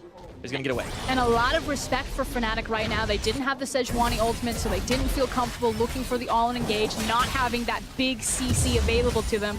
So instead, they got what they came for, broke 2 inhibitors, disengage, steal away the blue buff, and look towards the next Baron. Keep on building that lead. It's so massive right now for Fnatic. Only a big fight would really start to turn things around, so they opt not to give it to HK. Hey. And I say that they look for the next Baron, so as it did use Blast Cone and then placed his control ward onto the buff, but again, they can just choose to 5-stack bot lane and let the super creeps mid and top do the work for them. They don't need to open themselves up into a possible steal. I mean, they've got so much damage to work with, too. This is Xayah. See shredding through the blue buff, or the red buff right there on 3.5 items, and you've got Caps on this Cassio that you said, this is where they started to give him some attention. He started to do some serious damage. Well, at this point, he's sitting pretty on 4 items, and with the Seraph's Embrace finished, he's not going to run out of mana anytime soon either. I mean, how often do you see Caps with higher kill participation than Reckless and Jezz for Fnatic? That's a good point. This has definitely been a different type of Fnatic game. First, Caps definitely showing off his mechanical ability. Even if he gave up the Ghost on that one, Solo pushing down towards the bottom side, the rest of Fnatic can come and meet him pretty easily, tagging their way in to clear out the waves. It's going to be very difficult for Hong Kong Attitude to try and stop this tide from overwhelming their base. Now they decided to pull back because they didn't have Brox's ultimate. They do this time. All right, one more shot on the tower is all it's going to take as Broxa was leaping into the front, looking for a stun off or just to deter Hong Kong Attitude from trying to push back. And this would be the last inhibitor to try and take out. The Ice Bullet doesn't land. Mission still flanking around the side. Fnatic realizing that maybe on the cooldowns they don't want to take this fight. Shock Blast landing. Caps goes forward, flashing for the Petrifying Gaze. Not going to get the stuns off, just the slows. Equalizer comes down. Fnatic huddle into the corner, and they still are able to drag away HKA. Godquai still has Flash and Cask. Hops away to avoid the taunt. Broxah looking for the slowdown, for the chase, but the rest of Fnatic, they've got the inhibitor in mind right now. A little bit low on the health bar, so I'm getting knocked back into Mission. Do they have the damage to finish off? The Shen, he gets the taunt off onto Godquai. Looks like Caps is the target. However, he gets the heal and the shield. Can Unify take him out? Looking for the big buster shot, but it's not going to be enough. The cast knocks Reckless away to the side. Featherstorm coming back up at Fnatic. They're looking to close this one out with no more tools left in the tank for Hong Kong Attitude. That's a double kill over for Reckless, cutting through the Nexus turrets, and they will close this one out. 2-0 in this series. One game away from moving forward at Worlds 2017. And what more do HKA have left in the tank? They got their Cassidy, they got their Jason, their Rumble, and Fnatic didn't care either way. They beat them in the mid-late game, they beat them in the early game. Do they have anything left for Game 3, or are they about to go into the night? For Hong Kong Attitude, it's a nightmare scenario. This is the team that stood up and said, we want to be in the top 16 teams in the world. We deserve it. We can prove that the LMS is a very powerful region and not just top-heavy. But Fnatic right now are shutting them down. Yeah, and fun fact going into this, LMS and EU were 9-9 over the course of every single Worlds in MSI. So this was the best of 5 to definitively say, you know, EU better than LMS. Doesn't quite have the same ring to it as NA, but we may find that one out a little bit later. Fnatic have to be really happy about this right now. We saw, as you said, multiple sides. The if it ain't broke, don't fix it Fnatic early on when they had to come back in game number 1. But for game 2, honestly, really impressive when they put those resources into Caps. And they really didn't change anything about their draft. It was kind of the same cut or dry, but kind of different ways that they exploited the map. Right. Well, now for Fnatic, they're 2 games up in the series. And to hear how they pulled that one off, let's send it over to the analyst desk. Thank you very much, Pyra. Fnatic, if we're honest, smashed that game. Fnatic were in absolute control. And what changed between game 1 and game 2 for this team that set this up? I don't know how much changed on the Fnatic side. A lot definitely changed on the HKA side with that draft. They definitely went for the more early game approach, which I think we are fine with, but they sold the farm while doing it and ended up with a team comp that does not do anything if it falls behind at all. Yeah, the problem they have is, like, I saw them lock in the Jace. We heard Frost talking about how this is a big comfort pick for Mission, how he feels very confident. We already saw his casting earlier on the day. I'm like, all right, I'll give it a chance. Like, Jace mid, it can work out fine. Then they pair it up with the Rumble, and I was turning to Mike, and I was like, now look, I might not be an expert, but when I look at this comp, I'm not really seeing the goals here. It seems a little mix match because they kind of want to run the 1-3-1, but they also kind of want a team fight. And then we were like, yeah, I don't really see the late game value of this comp. So the only real way they're going to win is if they get some kind of early lead. And they didn't make it this time. I think with the Lulu Trist, they're probably hoping to get a little bit more return, but I like that Fnatic kind of attacked that potential weakness right away, and rather than going for Janna again and potentially lose the bot lane phase, they take the Karma to combat it right away because they're saying, listen, if they don't beat us in the first 15 minutes of the game, we're going to win. And I have to say, a pretty accurate way for them to attack it. The thing on the HKA side is I feel like if they had won that early game, they had an out, and from their end, all they did in the previous game was win the early game, so maybe it could have been the right decision. But the issue for me is when it came to execution, if we take this look at this first replay brought to you by Ace or Predator, you can see what happens when you try to go toe-to-toe with Caps when there's a Shen there to back them up.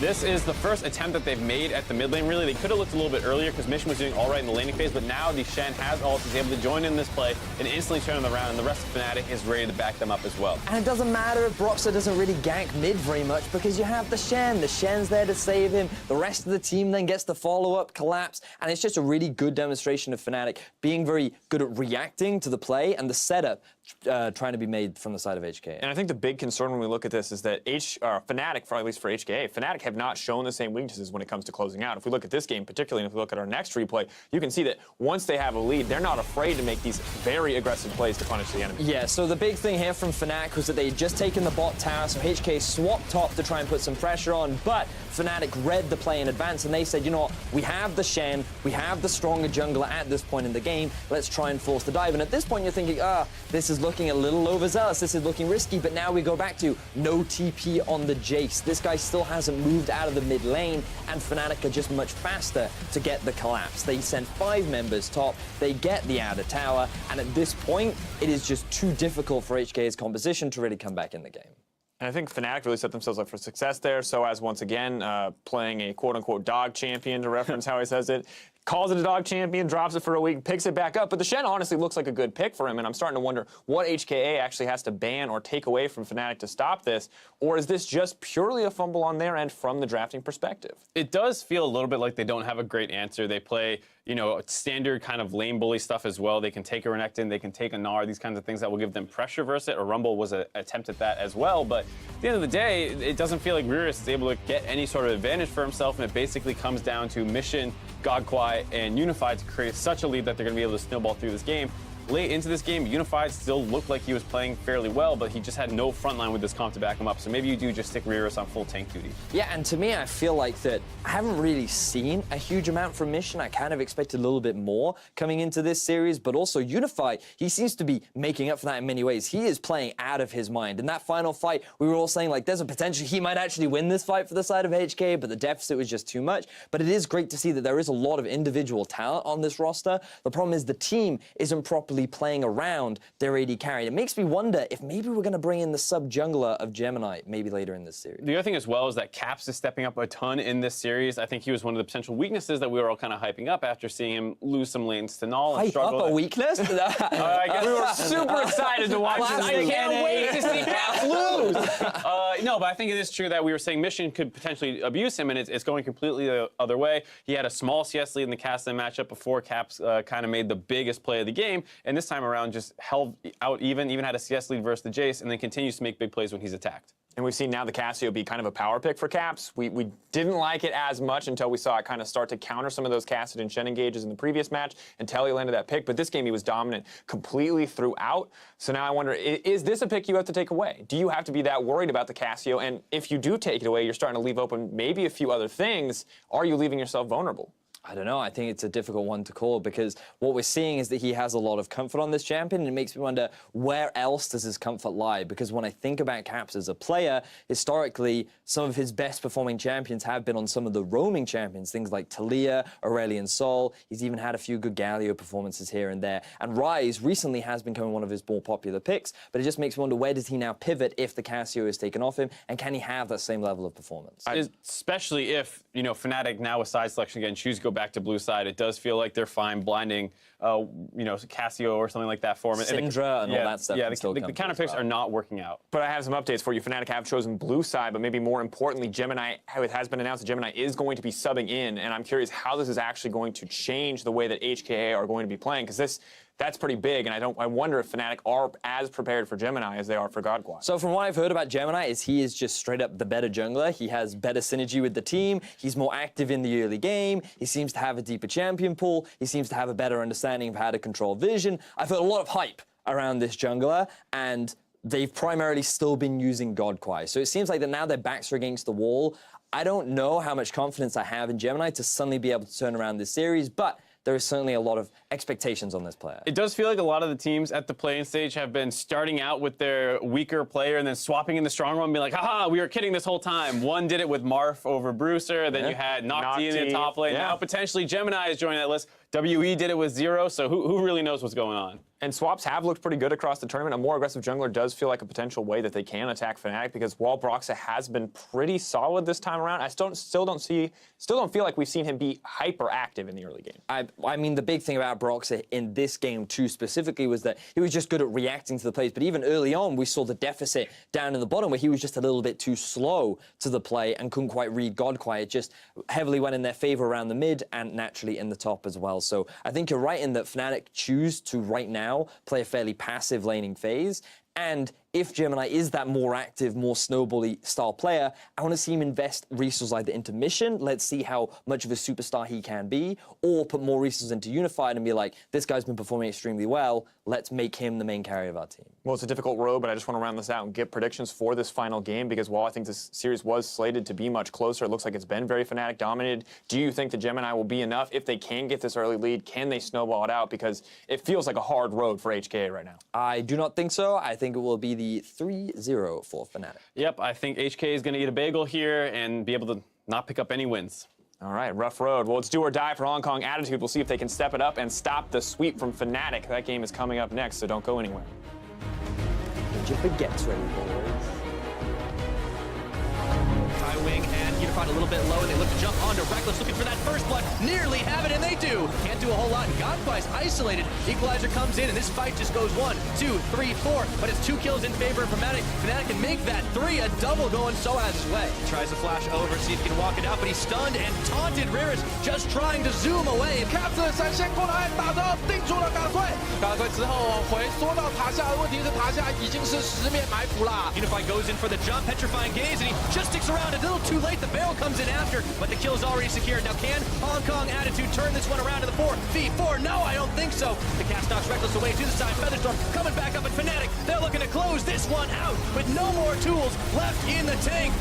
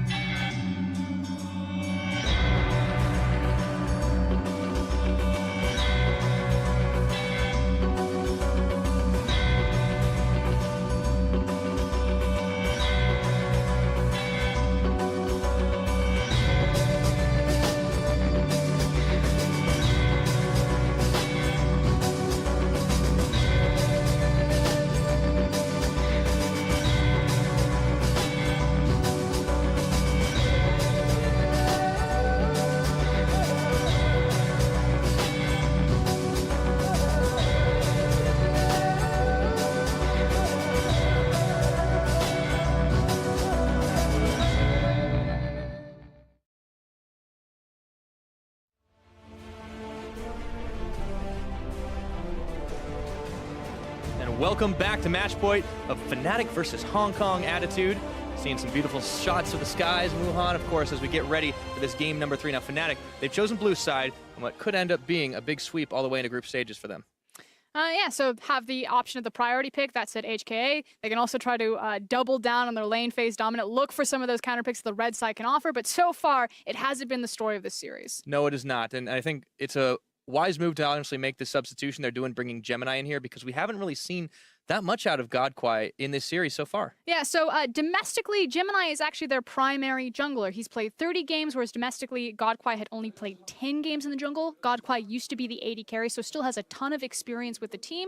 That said, personally, in reviewing a lot of the LMS and watching a lot of the LMS, I thought that Gemini was the better jungler. They started putting in Godquai on the J-Team series as they were making their run towards Worlds. Thought that he felt really good, that he was fitting really well with communication with the team, and I've decided to run with him all the way through till this point. So I'm glad to see Gemini back, but I understand the strength and the reliability of Godquai in the jungle. Yeah, talking about communication, of course, it seemed like that was the reason that they wanted to keep Godquai on the roster, because he was a little bit more familiar with the team, the way they wanted to make these calls. But for pure mechanical ability, it does seem that Gemini is the one that tends to be more reliable. I mean, the big thing is that people always look about, how does a player change stylistically? Like, if you're going to run a 6 or 7 man roster, are the two players that you're swapping stylistically different? And if they're not, what is the purpose of swapping them? But we don't see the intangibles that a lot of those players are offering. Just changing someone out, even if they play the exact same champions, the exact same style, fundamentally change how the team is communicating, change a lot of the morale factors. So,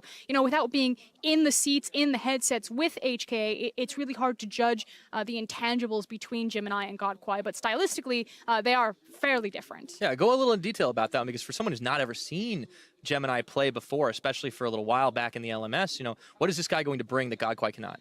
I do have to set the expectations and be fairly frank. HKA as a team in the LMS, they're a lane-dominant team. Their laners are considered very strong, and both of their junglers, Godquai and Gemini, are seen as kind of the weak links on their roster. So even though I am building up Gemini, don't expect this to be, a peanut type of situation or a blank type of situation. He is, I think, a more consistent jungler. I think he's shown more versatility, but simply he also has more tape to prove that to me than Godquai was given. That's true, although we haven't seen him on some of the more recent meta picks as well. The Sejuani has only really made one appearance for him in the LMS summer, and they actually lost on that. So I think they might try to trend towards a different style. I'm not sure if they want to pick up a quick carry jungler, save it for later, but clearly there's going to be a different set of bans hitting the Hong Kong attitude side of things. Yeah, and we can engage in that conversation because I actually think it's really important. I said at the very beginning of the day that I feel that a good way to exploit some of Fnatic is to get into Brox's face. This guy isn't a very proactive jungler in the early game. Even when they had their early game go off, it was really Caps that was stepping up and working in tandem with the other solo laner. And so it wasn't Broxa deciding, yes, here and now, I am going to camp the mid lane and we are going to snowball through this guy. It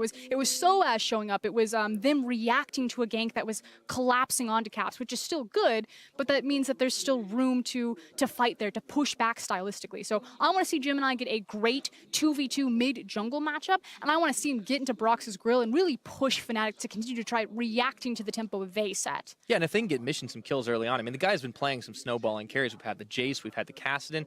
It's his birthday. He just wants a win from his team, so we'll see if we're going to end up getting it. Yeah, but the big concern is that he got his 2 comfort picks. He got the Kassadin, he got the Jace, and it didn't mean anything. And we talked about how Caps, even when he doesn't get the resources, even when he doesn't get the Shin Stan United on top of him, that he has the second highest CS difference at 15 of any mid laner in the tournament, second behind Jensen. So even without any of the resources, and that's very different. Jensen gets a lot of resources from Smoothie, from contracts, from Impact. And they play around him constantly. Exactly. Caps isn't getting that, and he's still able to do so well in lane phase. So unfortunately, you have to put the magnifying glass on Mission, and you have to say, we expect better of you than this. Absolutely. Now, obviously, a little bit of time to be setting up, because with the substitution, there's a slight delay as Gemini's getting all ready, but you got to think the team has to be feeling a little bit rough right now. Making this change up, that can always disrupt things even more than it can help, but something has got to give when you're in this situation, down 0-2, if you want to stay alive. Yeah, and it's not just the jungle changeup. I also think it's giving more respect and more attention to Unified. They have been faring very well in the 2v2. Reckless getting chunked out or forced to burn some of his summoners. He's not having the same dominant performance now. That said, in laning phase, Jesus has also played Janna and Karma, so these aren't champions like Braum or Alistar where you can really look for a lot of those 2v2 skirmishing. So I'm not saying that Reckless and Jesus have suddenly fallen out of form. They can't 2v2 Unified and Kaiwing. They certainly haven't been given the champions to execute on that, but why not double down? Why not have a super aggressive, heavy ganking jungler and just either start throwing everything at mid lane or start throwing everything at bot lane? Well, we'll see if we end up getting it now. So for the bans, pretty similar to what we've seen all other games this series. Kalista, Ryze banned away by Hong Kong Attitude, the J4, the Cast, Syndra all gone on the Fnatic side. Yeah, so a lot of those comfort picks, Kassadin in particular, there's the Ryze. I've been talking about it all series. Caps is never going to get his hands on it. No. Might see some other stuff. We talked about the Aurelion Soul last time, and maybe we'll see some fun stuff, but they don't necessarily need to go on to any of those. The Cassiopeia was just fine. And with Hong Kong Attitude, last second to ban the LeBlanc, and ooh. Rakan is left. Oh boy. Oh, that's a no-brainer. Locked in by Jezzy. You talked about playmaking champions. He can make do. When I was doing my my research for Fnatic and preparing for this cast, I had in multiple big bullet points, and Pyra, you can attest to this. I've seen them, yes. Put Jezzy on a playmaking champion, and Rakan certainly fits that bill. Now, Xayah is also left. I feel that that puts so much emphasis for Hong Kong Attitude. They have to take the Xayah away. They cannot give Rakan and Xayah because it's a free pushing lane. Yeah, for Fnatic, back on their side, not going to be able to get the Xayah up for Reckless, so instead, they take the Galio and the Gragas. That is a massive front line, and of course, Soaz has been having a field day on this Galio. How much poison are you willing to give away, though? Soaz, like you said, field day on the Galio. His team fighting has looked so well. His control of the side lanes, impeccable, and Galio just gives him so much freedom and mobility to play the side lanes, to play the team fighting. And so far, the playmaking champions that Fnatic have, they have their primary playmaker armed to the teeth with Rakan, and they have their secondary guy in Soaz with the Galio. And they're confident no matter how many bans get thrown the way, Reckless is going to be completely fine. In fact, he won't even have to deal with any bans his way. Hong Kong Attitude deciding they want to keep focusing on the mid. Cassiopeia is off the table. Yeah, so denying that one away from Caps. The analyst has said, what does Caps look like if you put him on a different champion in the series? But we are going to have that answered. Oh, the Aurelion Soul, not banned. We've seen it banned throughout the planes, you know, kind of second rotation. Kind of don't want to deal with it, maybe? The little voice in the back of everyone's head, guys, he plays Aurelion Soul. What does this champion do? He definitely plays a lot of things. Maybe he'll get his chance on it. Day in the sunlight, or in the starlight, as it were. Shen's banned away, of course, by Fnatic now. Don't want to allow the matching of pressure up there. But I do want to quickly redirect attention back to the Janna. So I talked about all of the engage tools that Fnatic have. That means that Kaiwing's job is so much more important. He needs to be on point with this disengage if his team are going to survive the initial playmaking potential from Fnatic. But talking about playmaking as well, they got themselves the Cho'Gath. That's one of those champions we've seen do really incredible things the later the game goes. And now ball's back in Fnatic's court to round out their composition. They still need an AD carry. They still need a mid laner. Those questions that are burning will be answered. And Reckless locks in Sivir. Okay, so the Sivir special there, it's just a Sivir composition. It's got super hard engage, the ability to run full steam ahead, and he did have the option of going towards the Tristana, which is normally the play that AD carries will make here into Xayah. For Fnatic, they still want to look for a mid lane. Now, what's going to synergize with this one to move real fast straight at the enemy's face?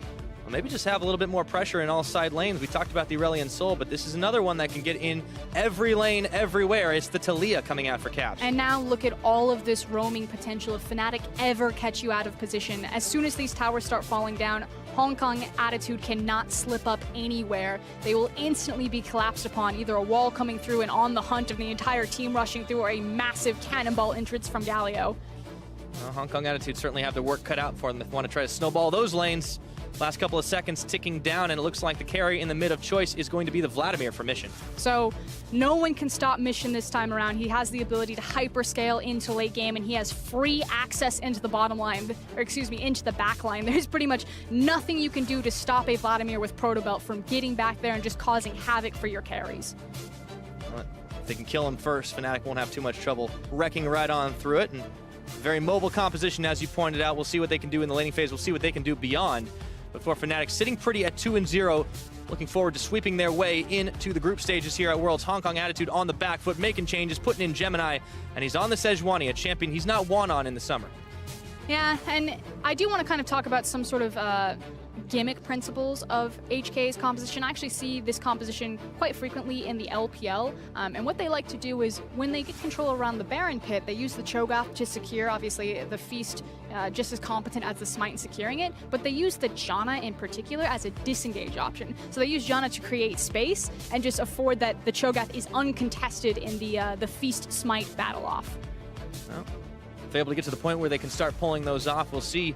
So far, HKA have had some real trouble just maintaining up against the likes of Fnatic the last time around, falling behind very early. But in game number one, pulling off their signature early 15 minutes and pre-15 minutes domination. We'll see if that continues this time around, or if Fnatic are going to put this one away nice and quick, crescendoing their run into the group stages there at Worlds. For Fnatic, very important to try and prove that as a third seed in Europe, they too can be dominating and deserve their spot at the group stages. For Hong Kong Attitude, they just need to hang on and force a game number 4. We'll find out as it all goes down right here on Summoner's Rift.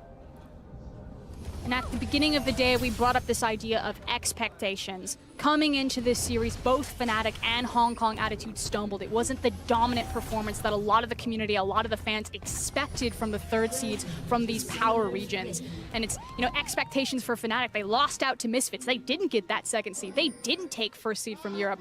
LMS, HKA, they come in, they scrape in just before the finish line and say that they're the second strongest seed. And now Mission caught out and Burning Flash. Yep, just trying to get the ward down, but the Fnatic gang squad was strong. This is one of those things you can afford to do when you find yourselves up a couple of wins. Just go for a little bit of a cheeky early play. Burning that Flash might mean maybe this is the time we see the early gank out of Broxah. It is still fairly difficult to lock down the Vladimir, however, has a ton of safety in that lane, and he's probably going to be pushed forward. Talia likes to get as much ground for worked ground as possible, so pushing forward in the lane really helps her. Can cheat off some pretty early backs or can cheat off some pretty early roams. The Fofo special in the LMS is actually the level 2 Talia gank roam, so we'll see if Caps has been paying attention. Does it on Aurelion Sol, why not on Talia? Definitely Same a champ he's pretty concept. comfortable around. Not quite the same amount of damage, but just fine. Starting things off in the laning phase with that Flash already blown. A couple of pings flying for Fnatic down bot. And that is something that I really love. I loved watching the Aurelion Sol series from Fnatic because, again, the fact that Caps is able to absorb so much and get so little in return from his team, when he is on a heavy roam champion like that Aurelion Sol, like the Talia in this case, just the impact that he can make around the map with very early roam rotations. And he's going to have the room to make that type of impact because Vladimir's not going to contest him in these early levels to keep him locked in lane. So they've got themselves a lot of breathing room to try and work with. Now, Soa's a little bit low up in the top side up against Riris here.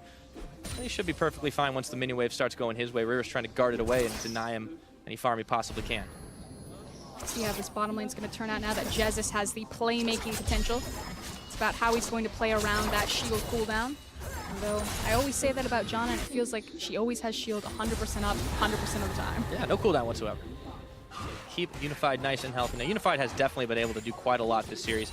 Here's that level 2 gank. Broxah looking to go in, gets the bop off straight into the rocks. Mission gonna get the ghost on. It's only level 2. He's not at pool. I don't think so. Getting shoved back on, and it's a flash forward from first blood to Broxah. Ooh, frank disrespect for Mission. He should have known better. He had a target on his back as soon as he had his flash burn. He should have been fully aware that it was possible that a gank would happen, and he made a couple of key errors. A, didn't have the pool or didn't pool, wasn't able to walk away, and B, wasn't playing towards the top side. Is now Caps caught. Yeah, he might be in trouble, but he does have that cleanse. Uses it, turning around on Gemini is Broxah, and Caps chucks a rock at the back of his head. Clears down yet another kill. This is already starting off great for Fnatic. Yeah, and they're rushing up top lane. They're just going to take the 2 free kills, and now they're looking at Cho'Gath. Oh, Riris has to know something's going down. Oh, no. Moving into the river. Oh, no, he doesn't. They're hanging out in the tri-brush and might get baited in. False sense of security for the little Cho'Gath. Just as punchy, and shield of Durand is going to get the taunt off. And in comes Caps and Broxah. Hello and goodbye. Barrel's coming out, and that's going to be Caps picking up his second kill of the game. And suddenly, Fnatic, 3 minutes in the game, are 3-0, 100% kill participation on Caps. I feel like I've seen this exact game before. This time we get the gank. Level 2, Broxah coming in onto Mission. No pool available. He does get the ghost, but then shoved right back in. Come on in here. Flashing for the auto.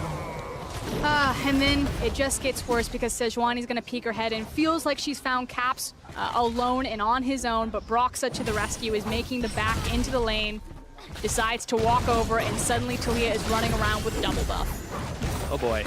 Oh dear indeed. And to add insult to injury, the fail flash. It's a long replay. It just keeps going. HKA just have to relive all 3 of their lanes pretty much collapsing. A little unfortunate right now for Hong Kong Attitude. That's definitely not how you want to start the turnaround. The one nice thing here is that Riris understood that he was 100% dead and didn't bother to burn his flash, so he at least still has that to his name. Yeah, that is definitely different. So, and this Cho'Gath is still going to have a great time once it hits the late game, but the way Fnatic are rolling forward right now with 1,000 gold in the lead, Broxah is unleashed, going up towards the top. He might find out this Sejuani in the brush. But he's also bringing Talia. Yep, Caps is already there. This is that hyper mobility, forcing the Arctic Assault out. Gemini has almost no mana left. No, Riris is isolated. Shield of Durand flashing forward. Shove is going to force him to flash back away, and so has Tank's tower shots. And there's the flash that saved his life. So because Riris didn't panic use it when he was ganked initially, he's able to save his life there and eat up some attention from Fnatic as they collapse top lane. And all that really buys is some CS for Mission. Skywing just sits down and tries to hold on to the CS for his AD carry to come back in. It's been a very quiet bottom lane relative to the rest of the map. 5 CS advantage in favor of Reckless, and of course Unified on that cold start. Trying to get a little bit extra gold out for himself. Mission heading back towards the mid, but Caps has got a level advantage. Of course, 2 kills to nil.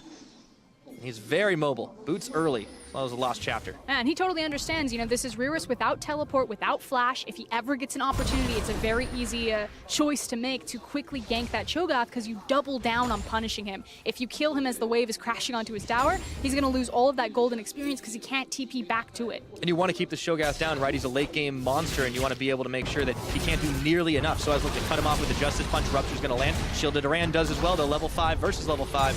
Caps is looking to make a play up towards the top, but we'll see if he's able to make it in time, pinging down Control Ward in that brush. And Fnatic have done a good job laying the groundwork to clear out this runway for Caps to just run straight at Cho'Gath. And Riris, this is about to be a bad time. Yeah, he's got the wall. Not going to use it, though. Just trying to force back. Riris can't even get farm now. He'll be able to get it at the end. They don't want to decide to overpush their luck as they had pinged on Gemini, a little closer towards the bottom side. Mission still free pushing in the middle, making up for some of that lost CS. And now it's a question of what does Gemini do in return? Is top lane suffering?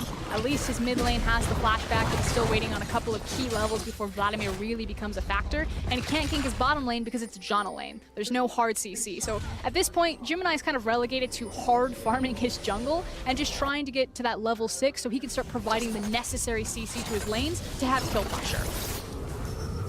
Keep it on going. So, Jesus there to start pushing back some of that farm as Rekkles returns to lane with his BF sword intact.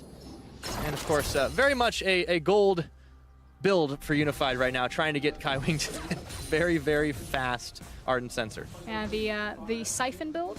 Yep, I guess that's the best way to call it.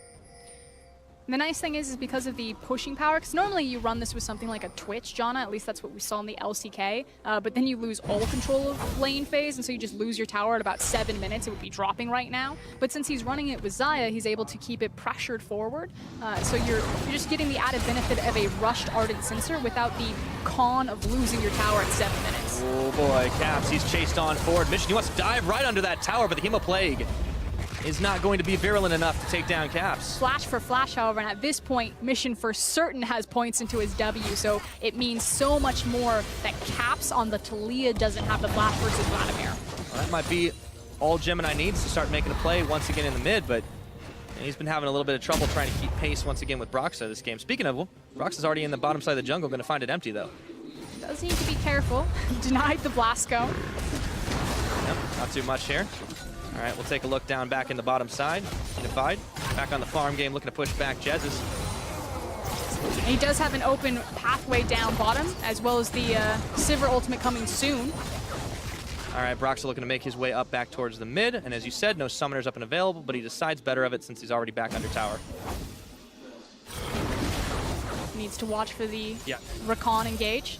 Does have ultimate, so we'll have the quickness available to them, but ganking a purple side Janna is really hard. When she's up in this narrow pathway, if you don't bring your mid laner, it's so much easier for him to find correct angles to disengage the tornado. Oh, there we go with the charm, and here comes the wall. Teleport now coming off the backside of it. They've already got the heal down, but Unified is going to fall. Rekkles picking up one. Riris going for the rupture, does not land on a catch, and now Gemini's joined the fray, but it's 3v4 all the same. They keep chucking rocks back and forth. Mission trying to come in for the flank. That's some low Fnatic members. He does not have Hemoplague. Caps, he gets stopped up, and he's able to cleanse outside of the Ice Bowl. Riris, they turn on him, and Broxah throws down the barrel to take him out. Fnatic still trying to hang tough, but it looks like Jesus is going to get taken out. And the pull down for Mission here. Justice punching forward, looking for the Vladimir Caps. It's going to fall. No! It's Gemini who does. 3-4-1, and Fnatic holding firm. Look to secure tower number 1. They've got 4 members down at the creep wave behind them, and that was the team fight that HKA really needed to survive. Either disengage from the tower, let it go, or win the team fight.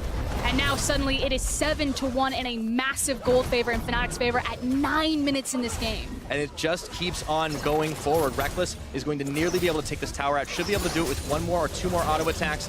Unified left to clean up the farm.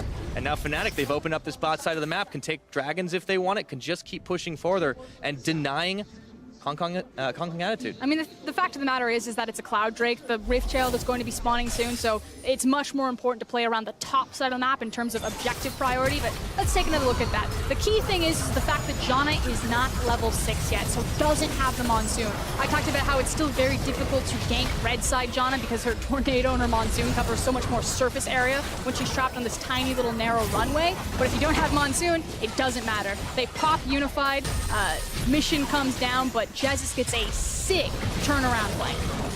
Yeah, that battle dance pretty much doing exactly what he needed it to, and at the end of the day, only one Fnatic member falling. This is what you were talking about a lot earlier in the series about how Fnatic, even when they fall behind, are able to fight it out a little bit better. Well, when they're ahead, you better believe they can do it. Super easy, and Caps is just on fire right now. 4-0-3, again, still 100% kill participation for this game. I believe he was close to 100% in the last game. Oh, yeah. And when you put resources into this guy... When you give him a champion you can do something with. On this Talia, he rocks. I'm not even going to give you a laugh. I saw the smile, though. That's good enough for me. I'll give you solid 6 out of 10. All right. Maybe I can do a little bit better. It's not even a passing grade, Pyre. I mean, I think I can do a little bit extra credit. What's Talia's favorite restaurant? I don't know. The Hard Rock Cafe. I hate you so much. I can do better than that. But I'll leave it for a little bit later. Fnatic still on a massive gold lead. 3,500 here at 11 minutes into this game. And it looks like they just keep the pressure on in the mid. Mission's going to have to run back, and we've seen what Jesus can do on this playmaker. Oh boy, Hard Rock Cafe. Oh, it's not going to get any better. What's your favorite movie? No, Rocky. they're looking for a pick here. Yes, they are. Roxa, Jesus, Caps all moving forward on the get the hunt. ultimate. Popped. They've got the wall up. See if they can get Kaiwing and Unified pulling back the blades, and Caps wants to go forward, does get the knockoff onto the Janna, and they combo on in. Hello, goodbye. Kaiwing's taken out in the blink of an eye. Yeah, the CC lock doesn't even get a chance to respond with the Monsoon. The flick up into the quickness, brilliantly played between Caps, and they're not done. Going bowling onto Unified, and they Jesus. just keep on diving in the back, and down he goes. It's Caps who's responsible for the final hit onto Unified. Gemini realizes there is no way in hell he's going to save this tower, and Fnatic just keep on shoving this wave, looking to take down the inner. 12 minutes. And Jez is just coming up huge on this recon. I know it's really been the Cap story, but back-to-back perfect engages right there, setting up his team brilliantly. They make the picks, they take down an inner tower, and like I said, eventually we're going to rotate to the top lane. Eventually we're going to go for this Rift Child, and it gets that much easier when your creeps have that much control over the bottom side of the map. And it's all about having these key members of Fnatic involved in just about everything. 100% KP, not just for Caps, but also for Broxa. He has been all over this map this game, and it is so nice to see him being a much more active early game presence. I mean, Cap said they were going to show the best version of Fnatic, and I feel like we are getting it because they are just absolutely running over HKA.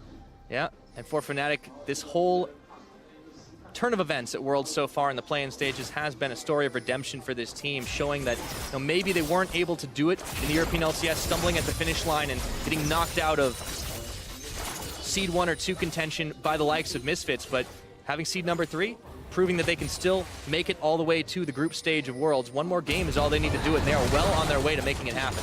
But they still need to look down at HKA on this late game, because Caps, that's going to hurt. Well, if he gets that shutdown, Hemoplague's out, throwing rocks once again, but Caps is able to flash the wall, prevent the finishing blow. Mission's already on that Ghost because Brox attacks his way in once more. But Mission's starting to feel more confidence. He's now level 9, has multiple points into Vladimir, so he is going to start to become a threat. Has the Proto Belt. When this starts grouping up into a 5v5, there are still viable options for HKA to come back into this game. It's not over yet, so Fnatic, keep it tight, keep it clean if you want to make the EU fans hype. And for Hong Kong Attitude, they just need to make sure they can perform in the clutch to get themselves those fights, get themselves some pimps, get themselves back in the gold game. But we need to see this Xayah come online. They're still going for the Siphon build. Yeah, the unfortunate thing is that while the Ardent Sensor is there, and that's certainly going to help, Unified has like the KFC variety bucket of I don't even know. He's got 2 long swords and a Cole. It's not a good time. Especially not. You don't want Xayah eating chicken. That's like cannibalism. I got dark. Really fast. Rift Herald's going down. Fnatic, they have everything they want right now. And they can use the Rift Herald to break an inner tower. Now, they don't need to use it on this outer. They do have the option, but with a big creep wave and 4 members, and with HKA not in position, they should get it for free. Yeah, nothing HKA can really do to try and push this one back, so another tower is going to fall in favor of Fnatic. Still looking to take down the one in the mid, but you got to think, grouping up like this, pretty easy for them to just march right in and take it as well. See, Vlad's giant head on the minimap blocked the mid lane tower for me. So the cool thing is the Rift Herald can be used to break that, which I love Rift Herald as a mechanic to deny a lot of these infinite wave clearing mid laners that we've had roaming around League of Legends for so long. It's like, you got your Orianna, you got your Vladimirs, I don't care. This mid lane tower is going down now because I'm going to 5-man mid with Rift Herald. Yep. And HKA, they're just going to have to hold on to the seats for a while, try and get a little bit more gold in their pockets to be able to make plays. I think it really will be all on this Vladimir, and I want to see what HKA can really do to try and enable him further. I mean, it has to be all on Vladimir right now because Unified's not online right now. Reris is still feeling very susceptible to Cho'Gath. He's only got his MR, and Reckless is pretty strong right now. Yeah, and he could just afford to side push, and not only is this something he likes to do, generally speaking, even on less safe carries on the Sivir, he can get out a little bit easier. He's got a spell shield on the Hunt, can be used defensively as well, and he has a lot of damage to try and 1v1. Now in this game in particular, because he did get so much attention bot lane, you can see that he's already built up a pretty hefty side lane, but something that is cool about Fnatic and Reckless in particular is that a lot of his CS lead is actually grown post 15 minutes, so this is something that they commonly do, and he does get a lot of gold off of it. And meanwhile, Fnatic are able to pressure on the mid and pretty much lock down the rest of Hong Kong Attitude. Reris is on the bottom side, leading a slow wave of minions down there without a whole lot of defense, but it doesn't really matter, especially because, as you said, trying to push against that infinite wave cleave. In comes Shelly, and that's just enough damage to knock down the mid turret, even with the Janna shield. Doesn't matter. Puts the wall off as well, so no chance Mission can come in and get anything done. And they still have the creep wave as well as a lot of health on Riftfeld, and with Vladimir locked out, here comes the TP. HKA are looking for a fight. And it looks like they do it.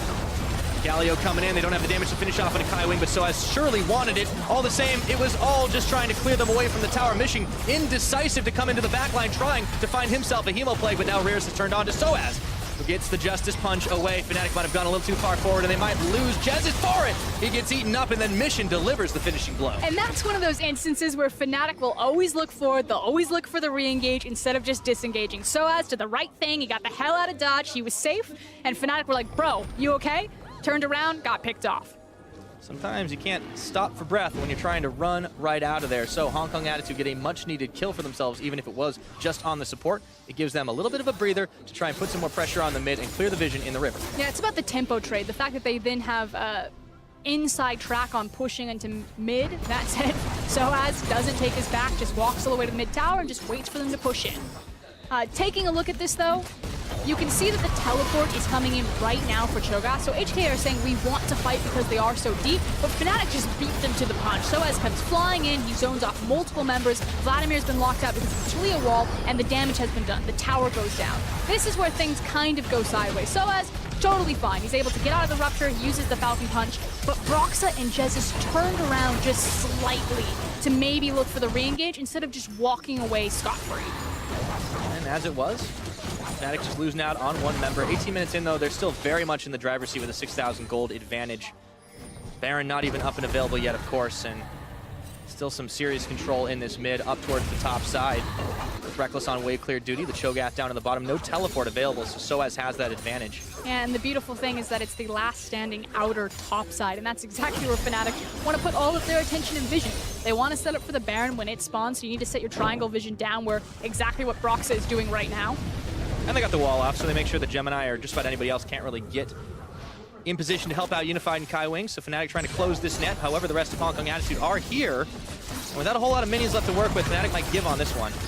But Fnatic can just be patient, because again, this is kind of the last easiest objective for them to take on the map.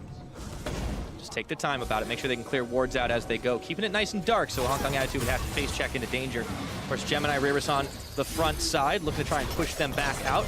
That red buff should reset in just a few more moments. There it goes. And with the wall gone, all eyes are on Jezis right now. He's the big trigger or go button on this comp. Oh, and Gemini's the one who got on top of the charm is there, but Reris is still zoning 3 out on the front. Soaz right in the middle, getting the shield to Durand out. Even the red buff is in the mix. Looking for Gemini, flashing the wall, and in comes Mission around the side. Can they turn the fight? That's a shutdown onto Caps. Looking for more. Even gets the smite down onto the red, and now Soaz is caught up. That's a double kill for Cho'Gath. And finally, HKA welcome themselves into a mid-game and finally win a team fight. Vladimir is doing so much work to compensate for the gold difference and the item differences between the rest of his team. Gets into the backline, gets his ultimate across multiple members, and suddenly Unified is hitting so much harder. It's going to be a bit of an eye-opener for Fnatic right now that they can't just waltz in and take whatever fight they damn well please.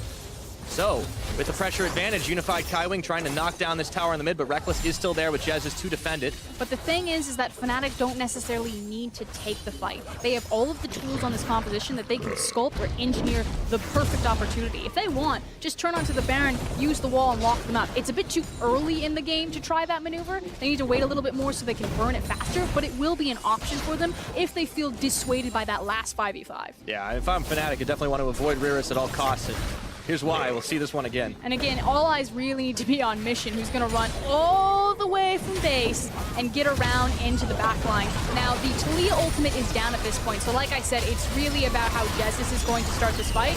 Riris does a good job making sure that they can't immediately follow up on the Recon engagement. Mission finally joins the fight, gets into the back line, gets a very nice ultimate immediately into a W, and then suddenly his team just starts plowing through.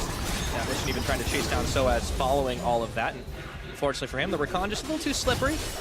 Now it's back to business as usual for Fnatic, though, as Reckless once again on the side lane, being joined by his good buddy Jezz as they keep on pushing it. But Baron has hit the rift now. Things did get a lot better, though, for HKA. They've started to reach some of these big key itemization. You got the Ardent Sensor, you have the ability to ward for Kaiwing and Janna's pocket. Finally, an item is actually completed for Xayah at this point. And you now have 2 items in the back pocket for Vladimir. Not getting any weaker. Mission starting to have a little bit better of a time. And I'm still looking at Riris, though. That adaptive helm means the AP damage Talia can dish.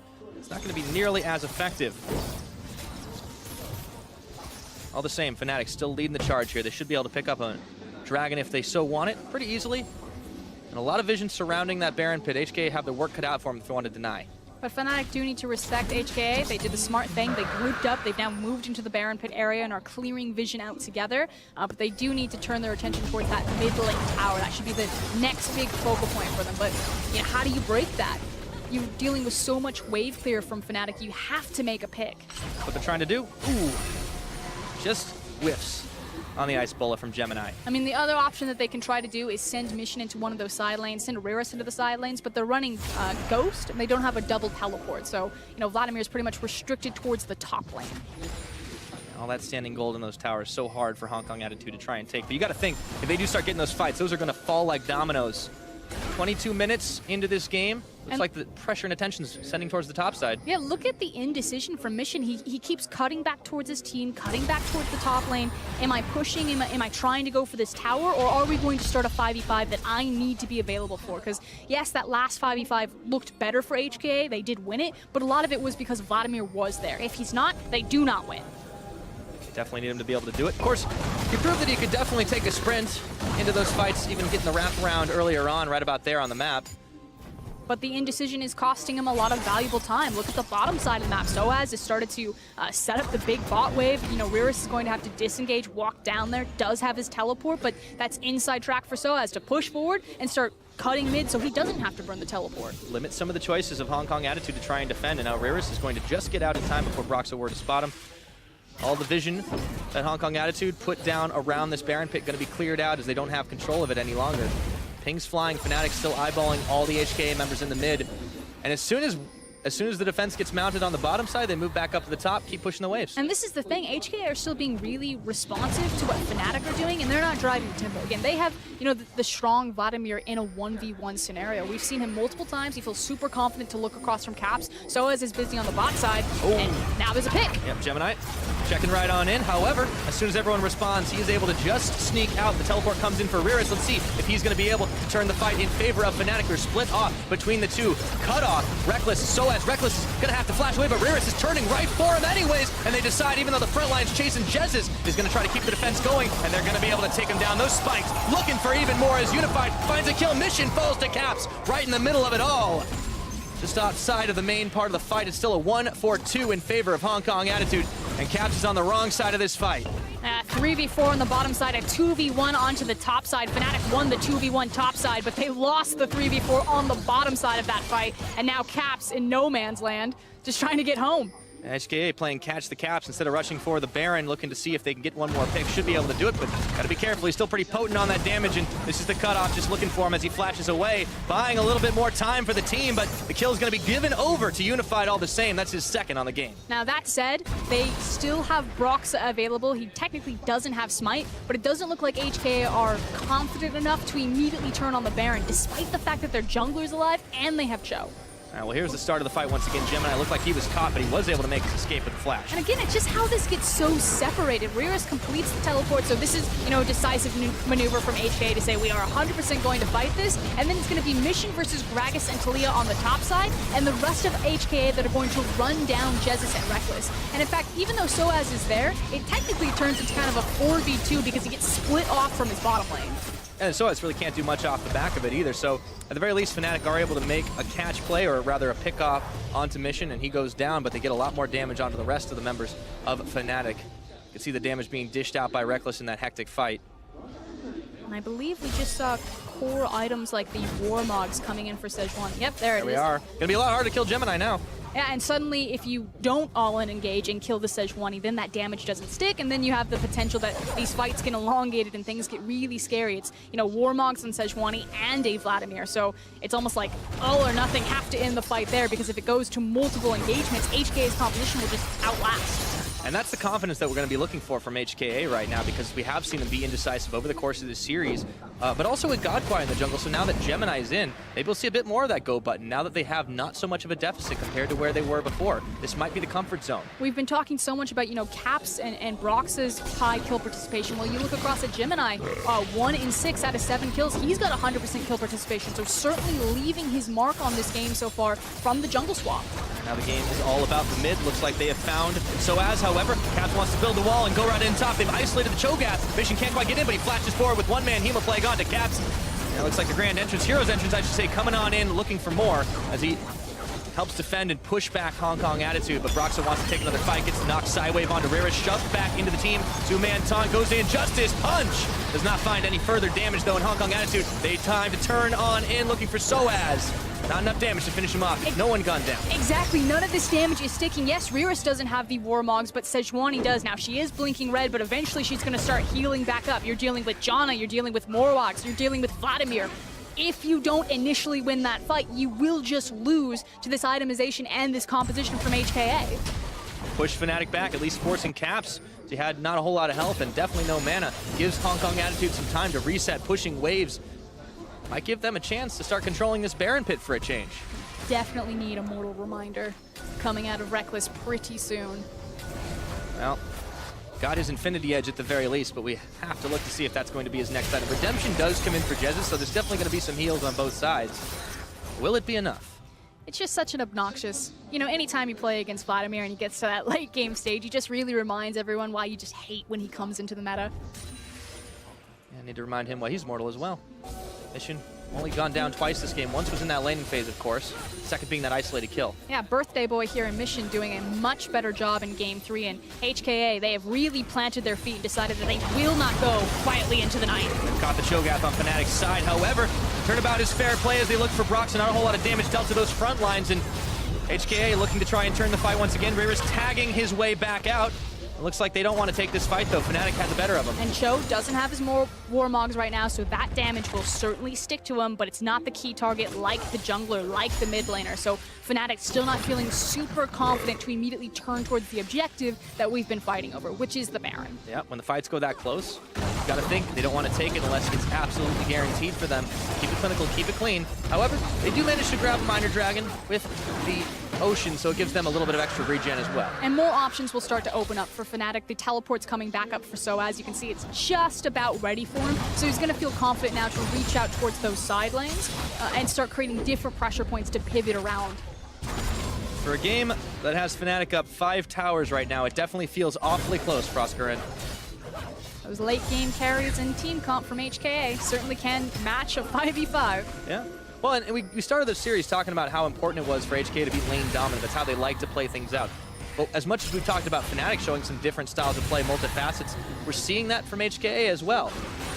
A little indecisive sometimes in those fights, but when they do all pull the trigger at the same time, we've seen some magic happen. The thing is that HKA over the course of this series have been given opportunities where they have leads, where they can, you know, continue to snowball, and just like you said, indecisive, hesitant, maybe a bit gun-shy in terms of being in front of a large crowd. They have a lot of rookies on their team. When they do pull the trigger, like you said, it works out, and now they're starting to be within touching distance of this gold difference between them and Fnatic, but it hasn't been consistent enough to put them in a winning position for the series. Varus getting caught there, charmed up, Battle Dance knocking him back, and they even throw the barrel out once more. Fnatic really wanted to leave this Cho'Gath off the map, but it's bought just enough time for the rest of Hong Kong Attitude to come through. Down he goes, shutdown mission, looking for the Hemo Plague. He finds it on multiple members, but the Redemption's coming down, and so is the Galio, right on top of Jez's mission. Gets the kill, but he's gonna fall for Reckless, turning it back around, but HKA, they've decided they want to fully commit to this one, as Unified takes down the Galio. Smoke is not clear just yet. That's a shutdown for Caps. And now Gemini being chased back away from his own base. It ends up being a 3-for-2 in Fnatic's favor, but we're not done yet. Gemini trying to bait out Caps. Kaiwing attack his way in, work ground and everything. They're running into Broxa. Oh no, the body slam forces the flash out, insta-tornado. Reckless still on the chase. Let's see if they're able to find him under tower. He's gonna have to throw one barrel and not say goodbye just yet, as they've brought Caps as well. Getting the bop up, Gemini taking all that damage, and even under the tower, Caps says, that's fine, I can throw a few more stones and get the ace. And Caps is just a beast on this Taliyah right now. He is doing so much work, and it might not be done yet, because here comes Ruris. All right, that fight was so long, the teleport came all the way back in, but instead of trying to turn for the fight, immediately just stops, clears away the control ward. Fnatic saw him coming. No, he actually just teleported for that control ward, Pyra. That is a value teleport. I gotta clear it right now. We take another look at this fight. I really want to highlight Mission right now. So what he's trying to do is kind of lure and make sure that he gets a really nice Hemo Plague, but his tank is tanking so much damage, and he's not doing anything while that's happening. Now, he does get a good ultimate eventually. He does get into the backline, but his tank is dead. Now he's suddenly in no man's land, and Fnatic just turned and kind of burned him. So felt a little bit awkward coming out of Vladimir for that team fight. And like I said, Caps is a beast. He still has his ultimate. He turns, he blows up Unified, and then chases down, you know, 2 more kills. Yeah, so instead of closing that gap, it actually widens it just a little bit more for Fnatic. And now Caps, he is left isolated, has to flash over that wall, as Jez's had already gone back home. Now this will open up an opportunity for HKA to start clearing out some vision. Instead, still eyeballing that mid turret. Remember, they don't have a single tower on the game. I believe it's also an elixir of iron for Jezis. Yeah, that'll keep you alive a little longer. Now he's real big. It's Big Bird. 1-4-8 now. Jezis is in this game, and he's definitely had some serious value engages, so he wants to make sure that if he goes in, he's not going to go down quite so easily. Fnatic, though, pinging at the Baron. Might want to use this one to try and force a fight. However, the 5v5s has definitely been less decisive of late. I mean, this has been the same play repeatedly. We've had, what, 4 back-to-back fights in the same area over the same objective, and neither team has really felt confident enough that once they take the fight, that they can get what they came for. And I have a feeling we're going to keep clashing heads here. Well, the Baron dance has many steps. Sometimes gets a little bit repetitive here. Now, there's a big wave in that bottom lane in Fnatic's favor, though. I feel like they can bait this one out. Yeah, and it's Mission that's heading down for it, so he's deciding if I show here, Fnatic are already on the Baron, this would 100% be the go-ahead to try to burn it. Pretty easy to clear that one off, so there he goes. Now it's going to be 5v4 attempt to try and push them off. Now Fnatic pulling back just a little bit, still keeping the Baron aggroed up. Riris, he could try to flash over for the Chomp steal. Let's see if he gets it, getting a little bit low. There's the Rupture thrown in. Does he dare? The Sejuani trying to wait around the side, but Unified Kaiwing already a little low as well, and they're chasing them back. Gemini, he's trying to hang tough right now. The Baron's already reset because Fnatic decide they want to just completely turn this fight. Riris knocked between a wall and a hard place, and Mission going around the side with the Ghost on, doesn't find the Hemo Plague he's looking for, still keeps that one, and now Fnatic still trying to chase for them. They run straight into a healed up Unified. Riris not so lucky as he tries to go back in, but only to be turned away immediately. Fnatic don't find what they're looking for. And unfortunately, they can't just immediately go back towards the Baron because, again, none of this damage will really stick. Yeah, they forced out the Cho'Gath, but the rest of the members from HKA are totally fine.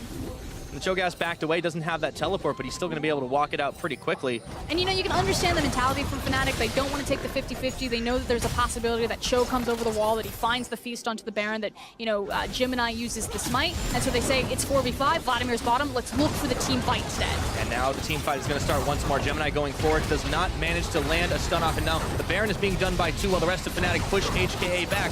They've clearly committed to the objective they want to be able to secure, but Riris running forward. Let's see if he can get the flash over the wall just in time. He doesn't doesn't know what's happening. It's gone down. Smited by Broxa. And now Hong Kong Attitude have to deal with Fnatic's 5-man Baron. And that was well executed from Fnatic. They don't even take the 5v5, they take the Baron for free, and now looking for the fight. Oh, the flash forward, the taunt, and down goes the Vladimir. No pool for you, and Caps is even going to get some relief in the form of Soaz and Broxa. Jez is jumping in, getting a 3-man charm on, and Hong Kong Attitude.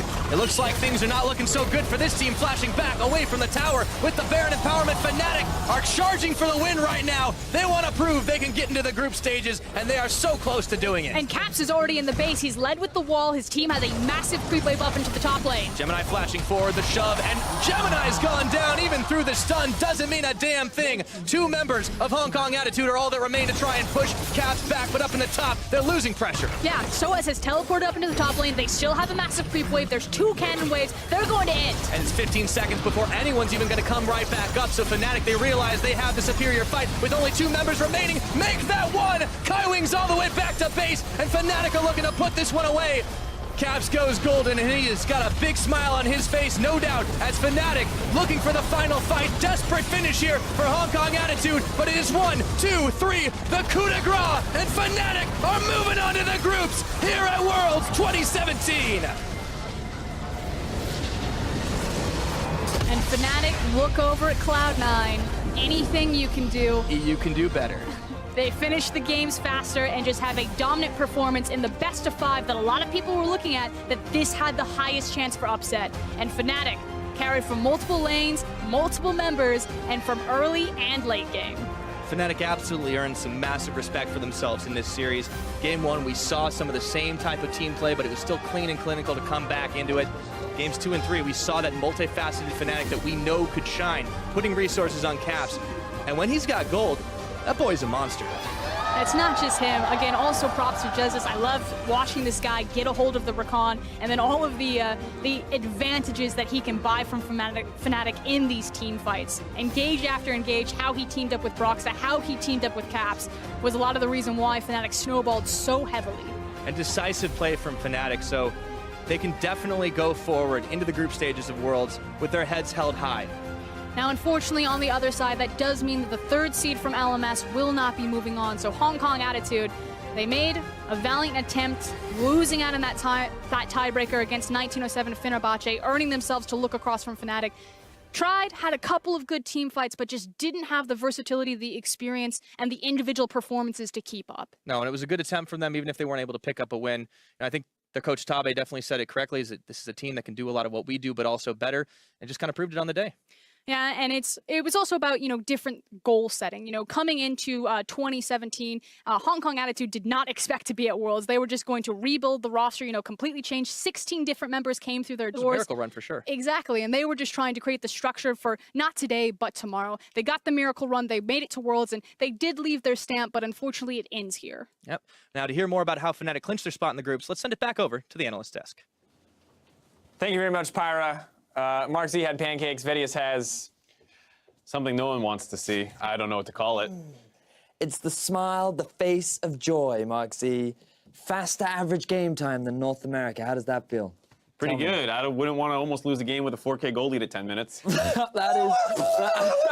Let's not just jump right to 10 minutes. He brought it up. He brought it up. You swing at me, I defend. Let's remember the good times as we bring up our first replay. Let's remember the time before we weren't quite winning a game with a 4K gold lead, because Fnatic, they brought it home in the early game. Yeah, they did. Look at Broxa. He's ganking the mid lane. We had to wait a whole season for this. But this is what can happen when Fnatic invest resources into their other carries. Caps, he went off in this game, and it was great to see that sort of investment into the superstar mid lane. Yeah, just so much early playmaking out of Fnatic here. Caps starts getting caught out of position as he probably goes to try and get some vision down. Brox is still around, able to collapse, punishes the substitute jungler as soon as he steps in, and it doesn't end there. No, it does not. They immediately move up to the top. They go for another punish up onto Reris as well. And already, Fnatic, they start the game off with 3 kills under their belt. A double buff onto Caps. You couldn't really ask for anything better. No, I mean... All I'm saying is, It may look a little grim there in the mid game, but Fnatic still bring it home. I don't see any red. Okay, there's a little bit of red at the start. I mostly don't see any red on that graph. I think Fnatic fans can be proud of that performance. Absolutely. I mean, just look at Caps' damage. 43,000 this game. He had like a 12, 2, and 8 scoreline at the end of it, something like that. He absolutely popped off. Was a hard carry even from basically minute 3 and onwards. It was a great showing out of him. Yep. Did feel, though, like a little bit of struggles there that might concern some as we head into the group stage for Fnatic, but I also feel like Hong Kong Attitude were so close so many times to bringing us to a Game 4 across this entire Game 3. Yeah, you have to admit that Fnatic, they took a lot of risky plays in the mid-game. They thought that they were very strong, right? The mentality that they had was, we're definitely stronger than our opposition, was not a false one, but I think they were just too over-eager. They saw plays that they really weren't in a position to take, and I felt like they didn't need to, but they did it anyway. And you have to praise HKA for effectively punishing them for all of those greedy moves. Right, a lot of the times the front line went too far forward, back lines left exposed to Mission, who in a couple team fights found good flanks, and that's when it started getting a little scary there for a second, but I don't think the gold lead got closer than, 4, 3,000, something like that. And after that, it felt like Fnatic kind of settled themselves. They went to that Baron buff, started forcing more around there, and then once you were making the enemy come to you as opposed to you just diving crazily far forward, felt like Fnatic closed that pretty cleanly. Definitely the case. Of course, when you look across the series, though, one man stood out. Someone who definitely deserved a player of the series, none other than Caps in the mid lane. Of course, coming up huge. We already mentioned it. And Game 1, we were questioning. By the end of Game 1, he looked pretty good. Game 2 was the Caps show. And Game 3, it's just the same old story. And it's great to see this guy step up, or rather the team invest to allow this guy to carry, because one of the things that we heard from Reckless during the regular season after Rift Rivals especially was that I can trust my teammates more. I know that if I allow them to carry, they can be the carries, and it's not on me to try and be that superstar all the time. And this is an example of what happens when Broxah invests time into the mid, when we see the Galio roam down to the bot, because Caps doesn't just sit mid with his lead, he transitions it over to the other side lanes to bring the lead to the rest of the team. That's something I really like to see, is just the different styles, because like you said, first couple games, not a ton of jungle attention from Broxah to his mid lane, and then that third game, is when they started bringing resources to him. And in all 3 situations, all 3 games, he really excelled throughout the entire game. I also like the contrast between the 2 teams that have qualified in terms of Jensen, the guy who they play around mid for, and Caps, the guy who leaves mid to play around other people. Really interesting to see how those teams are going to function on the world stage. But to hear more about that Fnatic win, let's send it over to Fish, who's standing by for an interview with the victorious support. Hey guys, I'm standing here with Fnatic support Jesus after their 3-0 victory over Hong Kong Attitude.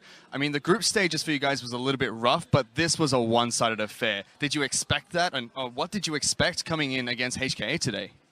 I think group stage, personally, I felt like I played pretty solid. I think the only reason why it was a bit rough for the team was, I mean, we have a few rookies that, haven't played on an international stage other than Rift Rivals, I guess. So they were a bit shaky, like, mentally. But I felt like here against HKA, both of them picked it up like crazy. They carried me and Reckless really hard, especially me. I felt like, at least the third game, that was like my worst performance of my life. And I don't know, I had to like start doing deep breathing, because like in the middle of the game, I was like, oh man, I'm playing so bad. I have to mentally reset. But yeah, overall, I'm really happy that we made it. Really happy that our rookies stepped up for this series and carried us, yeah. Well, I know you had a great group stage, but I was surprised to hear that you thought that was one of your worst performances in your life, because I wish I could play that well if that was your worst performance. The next question I have for you is basically, you're back at Worlds now. Last time here was in 2014. What's different this time around? And, what do you expect coming into Worlds this year? I think last time I was 18 years old, and I was basically what Caps and Broxah were, but I didn't maybe have, the staff and the veterans to help me out as much back then. So I think I was much more fragile, like mentally. And, there was a whole my jungler getting banned thing. So the entire event was very unfortunate. So I think the difference now is that I just have so much more experience. I know how to handle more stressful situations. I know how to maybe lead my team a little bit more, both in-game and especially out of the game. And I also just feel more comfortable as a player. Just overall, everything's just better, yeah. And it shows night and day performance between groups as well as you know, the playoff stage here to move into the group stage. Speaking of which, there are two different groups you can be seeded into. So either going to be SKT, EDG, as well as, can't remember the last time, ASQ, and the final one is going to be Immortals, Longzhu, or Gigabyte Marines. Which group do you want to go into and why? And if not, as well as which group do you not want to go into? And tell me a bit more why about that. I think the one with SKT and EDG, I feel like both groups are, in a way, equal. You never really know because EDG, obviously, they're supposed to be super strong. But with China, I mean, they tend to be a little inconsistent at Worlds. So you never really know if they're maybe better than Immortals. So if it's up to me, I don't really mind either group. And I'm just really super excited to face both SKT or Longzhu. Their bot lanes are super strong, super renowned players. So yeah, I don't know. I don't really mind either group yet. That's great to hear. Congratulations on the victory. Best of luck throughout the group stage as well as the rest of Worlds. We're going to send it back to you guys now. I'm a little surprised that Jez doesn't have a stronger opinion on which group he wants to end up in. To be fair, I understand the point he was making about how sometimes there's a Chinese team who shows up and they flop a little bit, and he's saying that, you know, if that's EDG, it's not that bad of a group to end up in.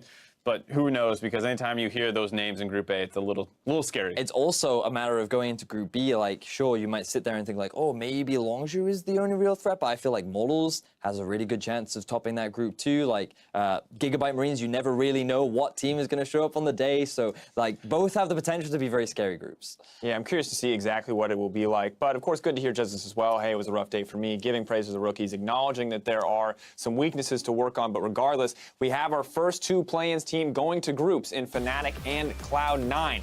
Now you can tune in tomorrow to see who will join them. We kick off the day with 1907 Fenerbahce from the TCL versus CBLOL's Team 1, followed by Team WE facing off against Young Generation from the GPL, with the group draw happening shortly after.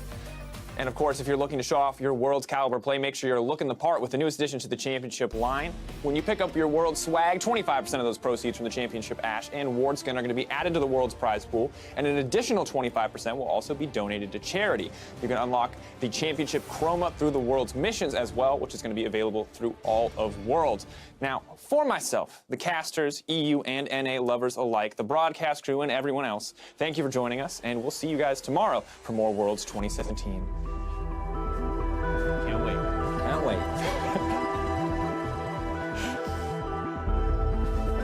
Punching your opponent's ticket home quickly is Cloud9's goal here tonight, but they will have to get through a team that, like the analyst said, looks like the most impressive rank 2 team. Impact flash into the hook shot. They may just be able to find this kill. Audi with the flash. Impact goes down. Now the counterattack from Cloud9 is live. The Caps go to 5. Ele não conseguiu gastar o ultimate. Situação complicada. First blood nas mãos do Tyrone. He's alive. Find his way with a twisted advance. And Sneaky gets the Elder. Cloud9 still looking to make this fight happen. The root out on a Jerome White low. They got him. Goes down to Jensen's burst. 而且维鲁斯被闪现的大虫子配合的杀留住了，哇！这一波3杀 Cloud9 have found 2. Looking for number 3. Seiya's got no way out. He's gonna fall to Impact. White Lotus the next man to fall. The double kill for Sneaky. Game 3 was just them putting the final nails in the coffin. They will find their 3-0 victory and punch their ticket to the main group event at Worlds 2017. A little celebration dinner. It's a traditional American meal of meat and carbs. Combo pra cima do Adekari, evaporado, release na sequência, olha o double chegando. Tristana's backing away and Caps goes forward, flashing, petrifying gaze, looking for Godfine. Rivers stopped up and stunned, thrown into prison, and down he goes, and in comes Caps and Broxa. Hello and goodbye. 妩媚的展现，这时候吸血鬼能够成功的进到后排，并且大虫子一口是把 Caps 给咬掉了，有机会冰住了嫂子，这一波打出了 double kill。 They brought Caps as well, getting the buff up. Gemini taking all that damage, and even under the tower, Caps says that's fine. I can throw a few more stones and get the ace. As Fnatic looking for the final fight, desperate finish here for Hong Kong Attitude, but it is 1, 2, 3, the coup de grace, and Fnatic are moving on to the groups here at Worlds 2017.